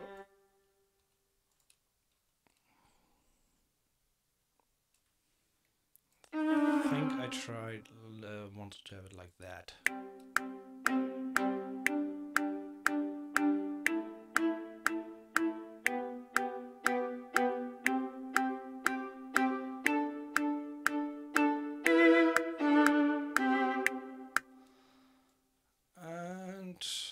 Velocity is an issue here, and actually I want to make them a little bit more even, a little bit too.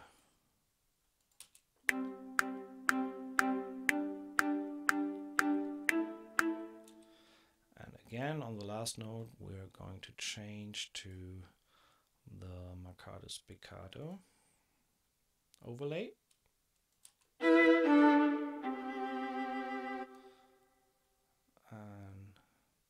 Not sure whether we need a key switch here for the legato off, but just to be safe, I record it again, and For some reason, it records twice. I need to figure out my settings there. So let's listen to the strings on their own for all that we have so far.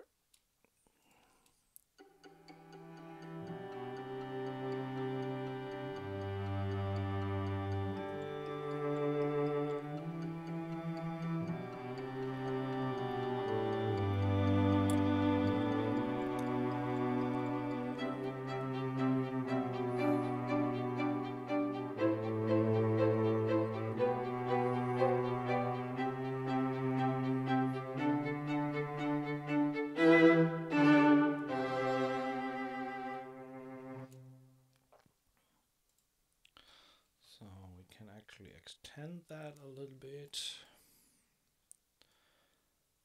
and get the modulation data. Hey Chris, nice to see you. Hope you're well.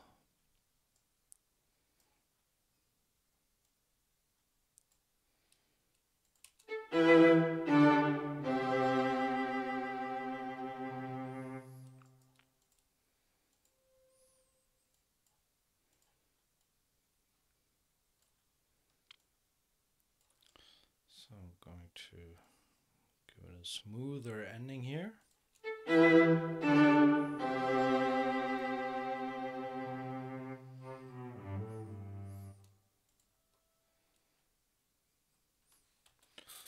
Okay, all together.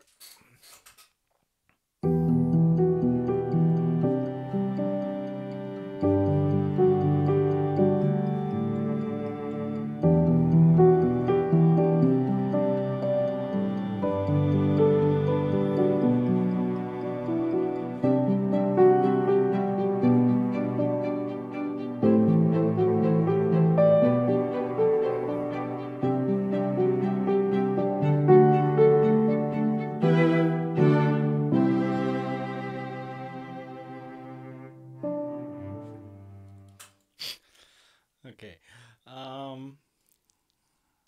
let's try to adjust that a little bit.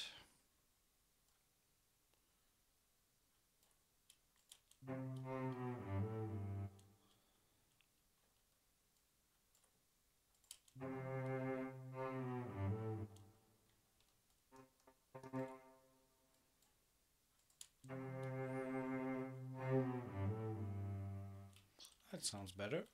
So obviously the velocity on the notes in the legato transitions have an influence on the attack time of the note. So the softer you play, the smoother the attack time is, and when you need a defined attack, you just raise the velocity for the corresponding note, and then you're good with something that pops a little bit more.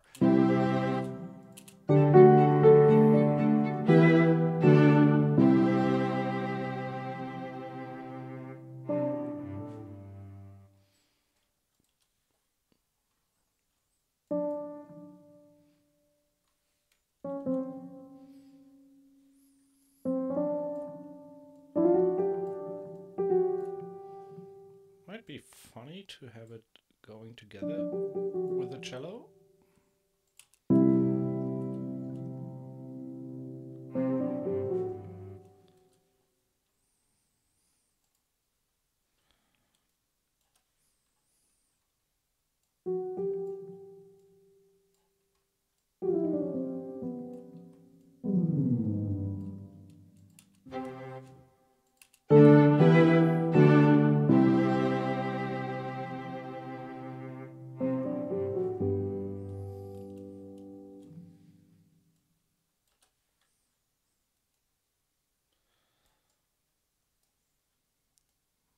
And just building up a chord here.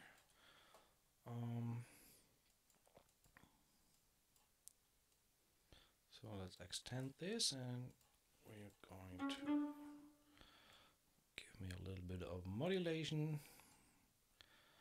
Don't take it all the way out. We're going to close to 0 and then bring in this.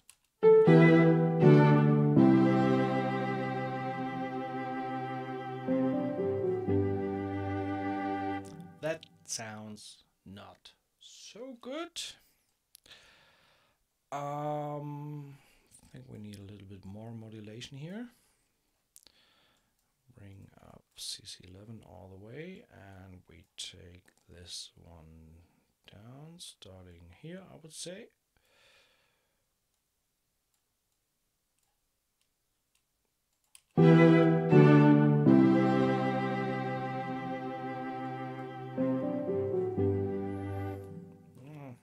Bring it pretty much all the way down.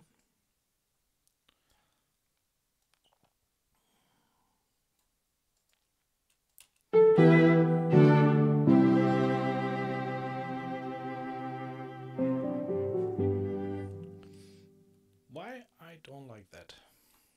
Too much going on. Nope, we shorten this.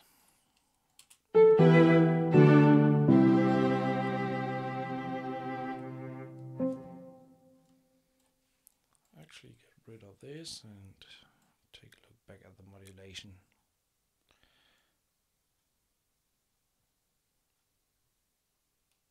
I think like this.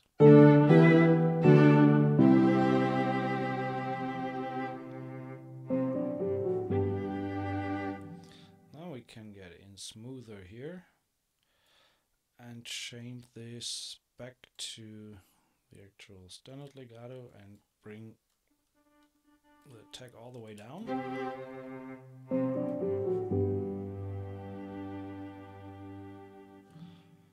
Yeah, that way we can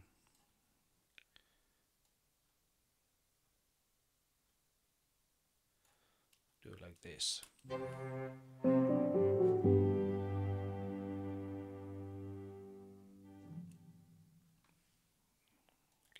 This guy, and actually turn the vibrato down on that last note. It's up here.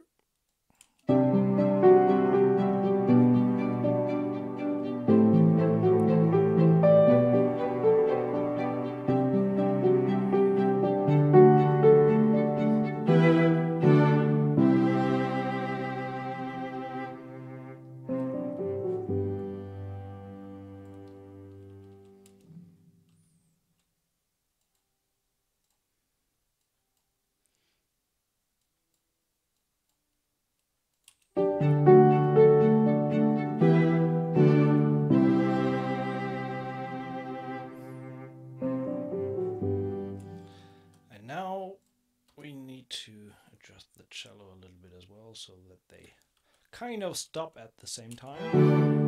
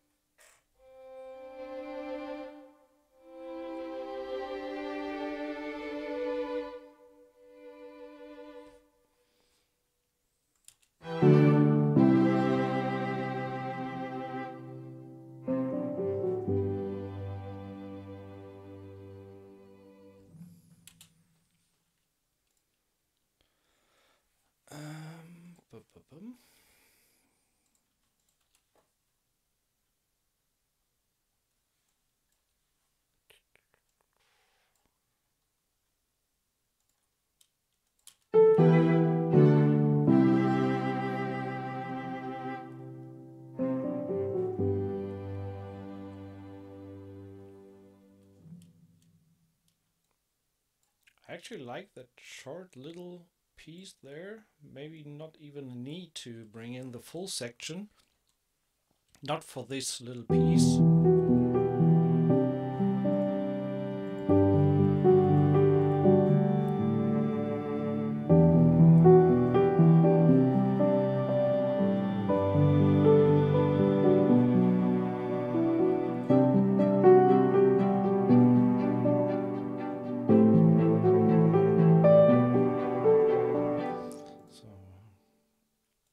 Overall, I think I'd bring the piano a little bit down and might do just a slight bit of processing on the string stem here. I think it can get a little bit of an EQ bump there. Let's solo the strings.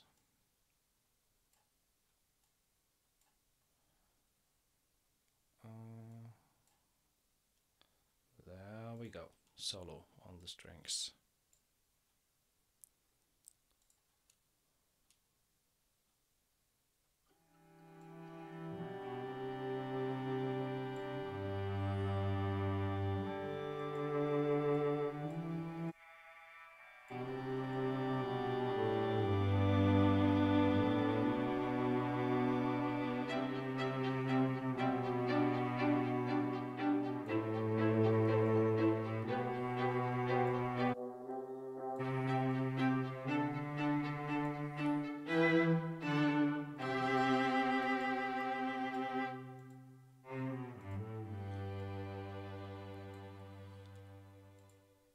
So another thing I might check is the actual reverb setting. I think for the solo strings we can even push them a little bit more. So go to my solo strings. There we have the CSS guys. So take these and let's give them a good amount of reverb there.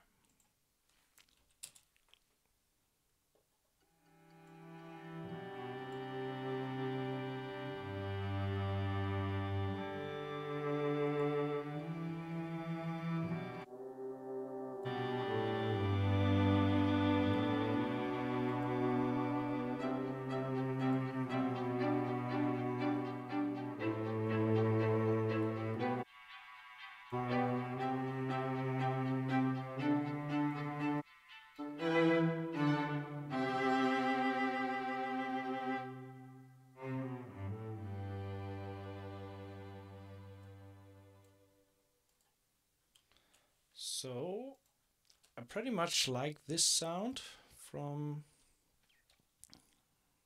the section there. So let's bring it together with piano again.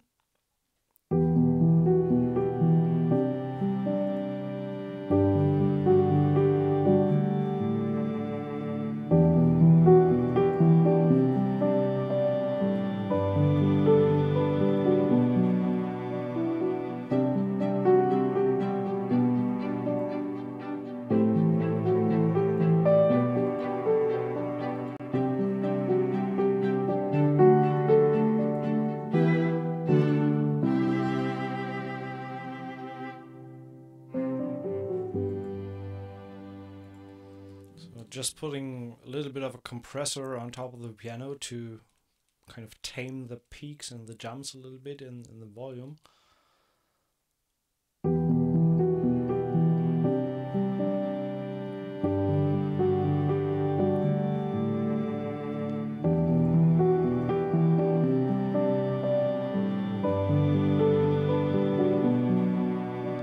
think I might change that and put the compressor behind the EQ.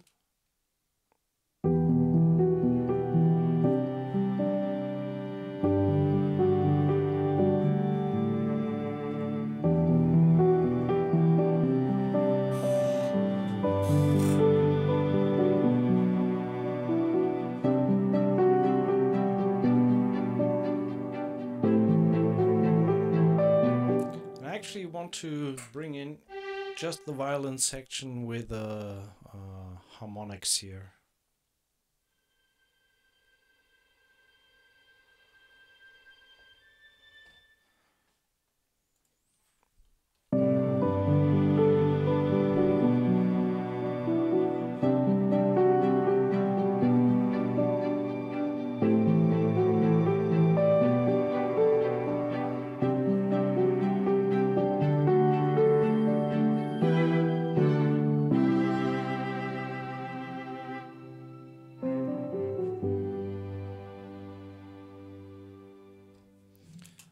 Even a little bit too much. Maybe we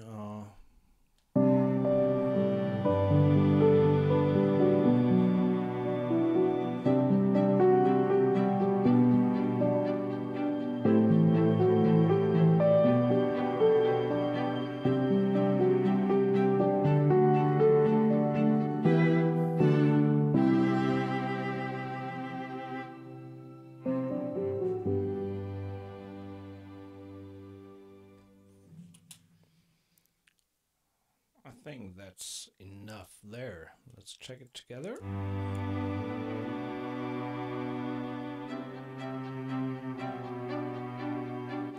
And we can bring in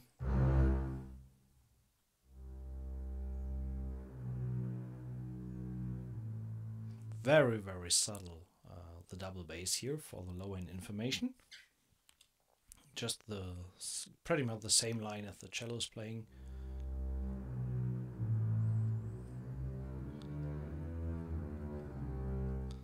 Let's try this.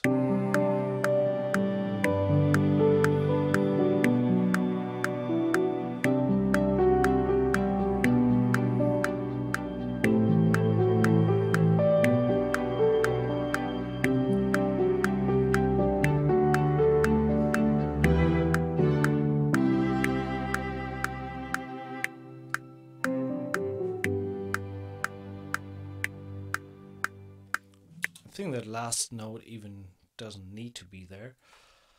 Let's check this. Going to hard quantize these guys.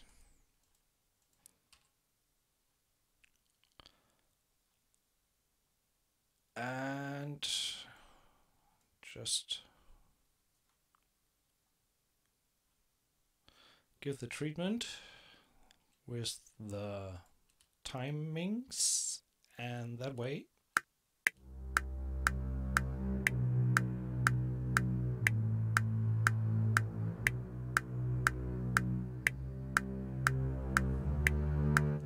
there is a transition missing.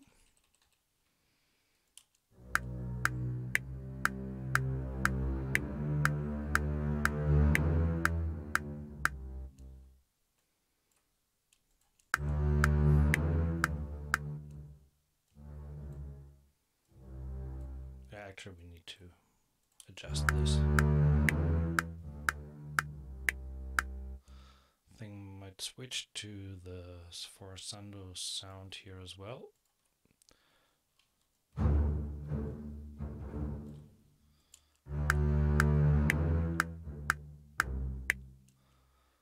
No, rather marcato.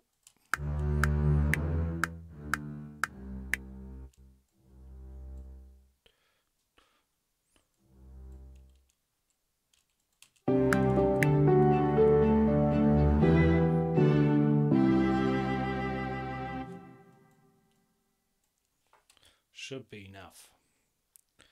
Okay, string solo once more.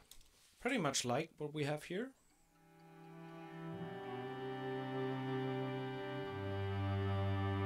I think the Bartok can come out a little bit more. So guys, give it a little bit.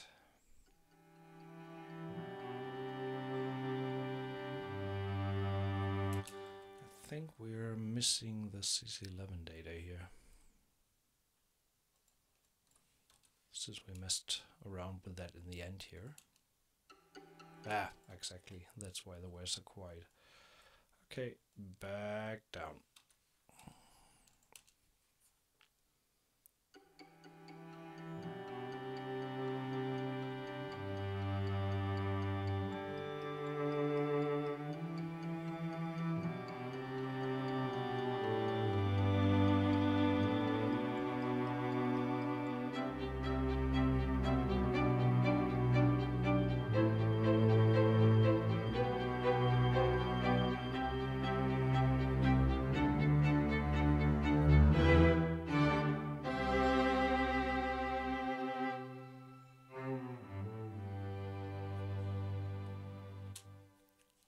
Overall, I think I can even give it a little bit more of a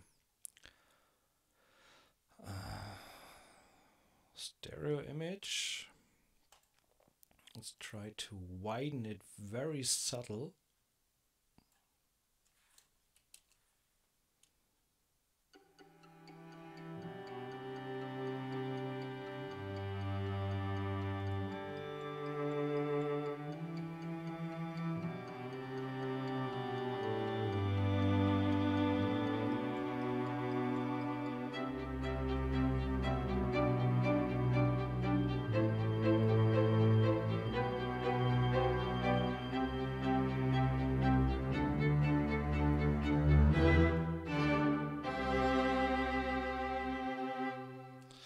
actually, let's.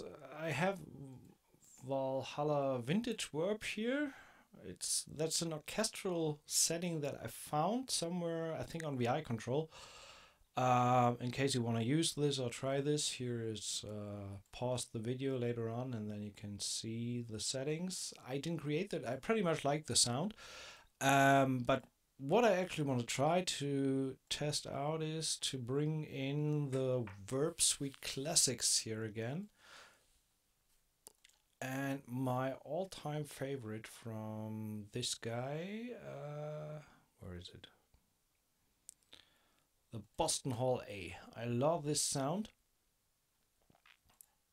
And let's try and we'll bring all the way up how it sounds with this.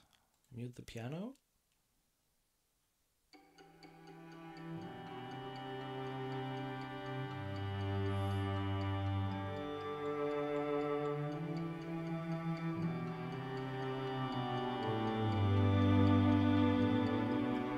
Turn it a little bit down.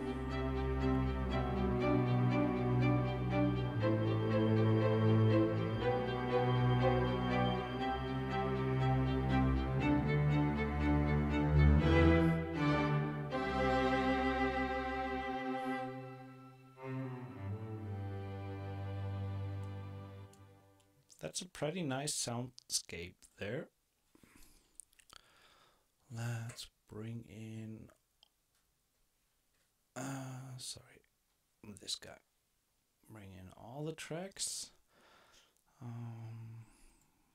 Let's see if we it's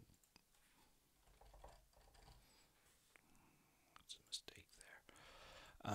If we want to bring in something else.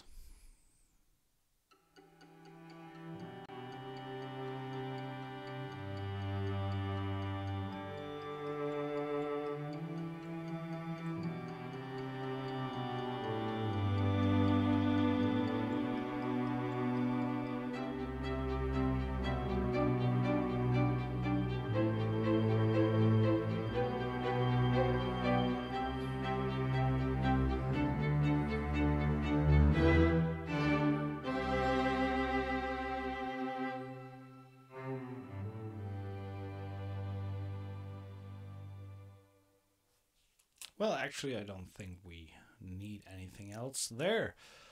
Well, yeah. I hope you got something out of today's stream with some of the ways I handle, especially the legato type stuff, which is a little bit more demanding than on usual string libraries. So it's hard to compare because I don't know of any other library out there that uses the same amount of pre-roll for the legato transitions. So if you compare that, for example, to the chamber strings from Spitfire,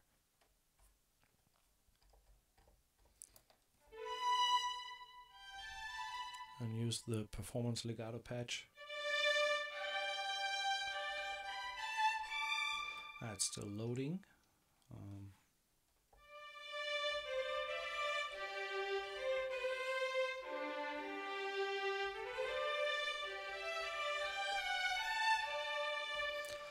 The cool thing is you can actually nicely combine these.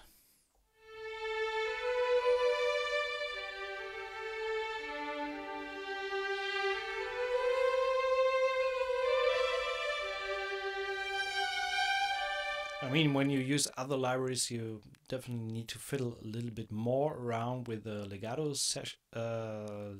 transitions and the timings. But you can create nice soundscapes with these strings, especially in combination with others. And CSS gains so much more from the solo strings on top of the sound. It's kind of a new sound experience, in my opinion, that is really worth adding on top the CSS strings. especially the solo sounds there. Why is there no piano anymore?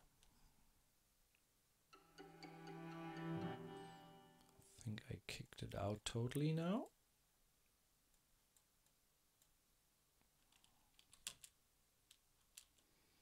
Where is my piano gone?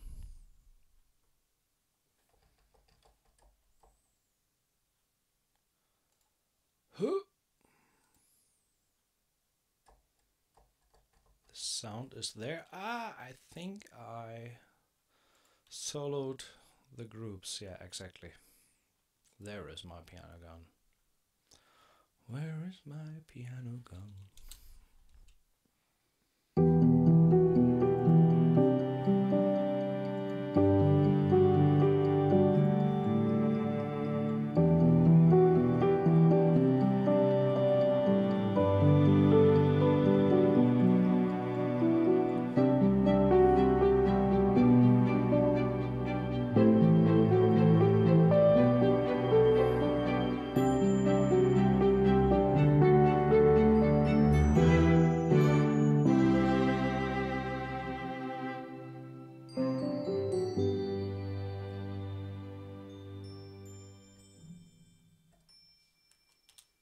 I think we don't need these.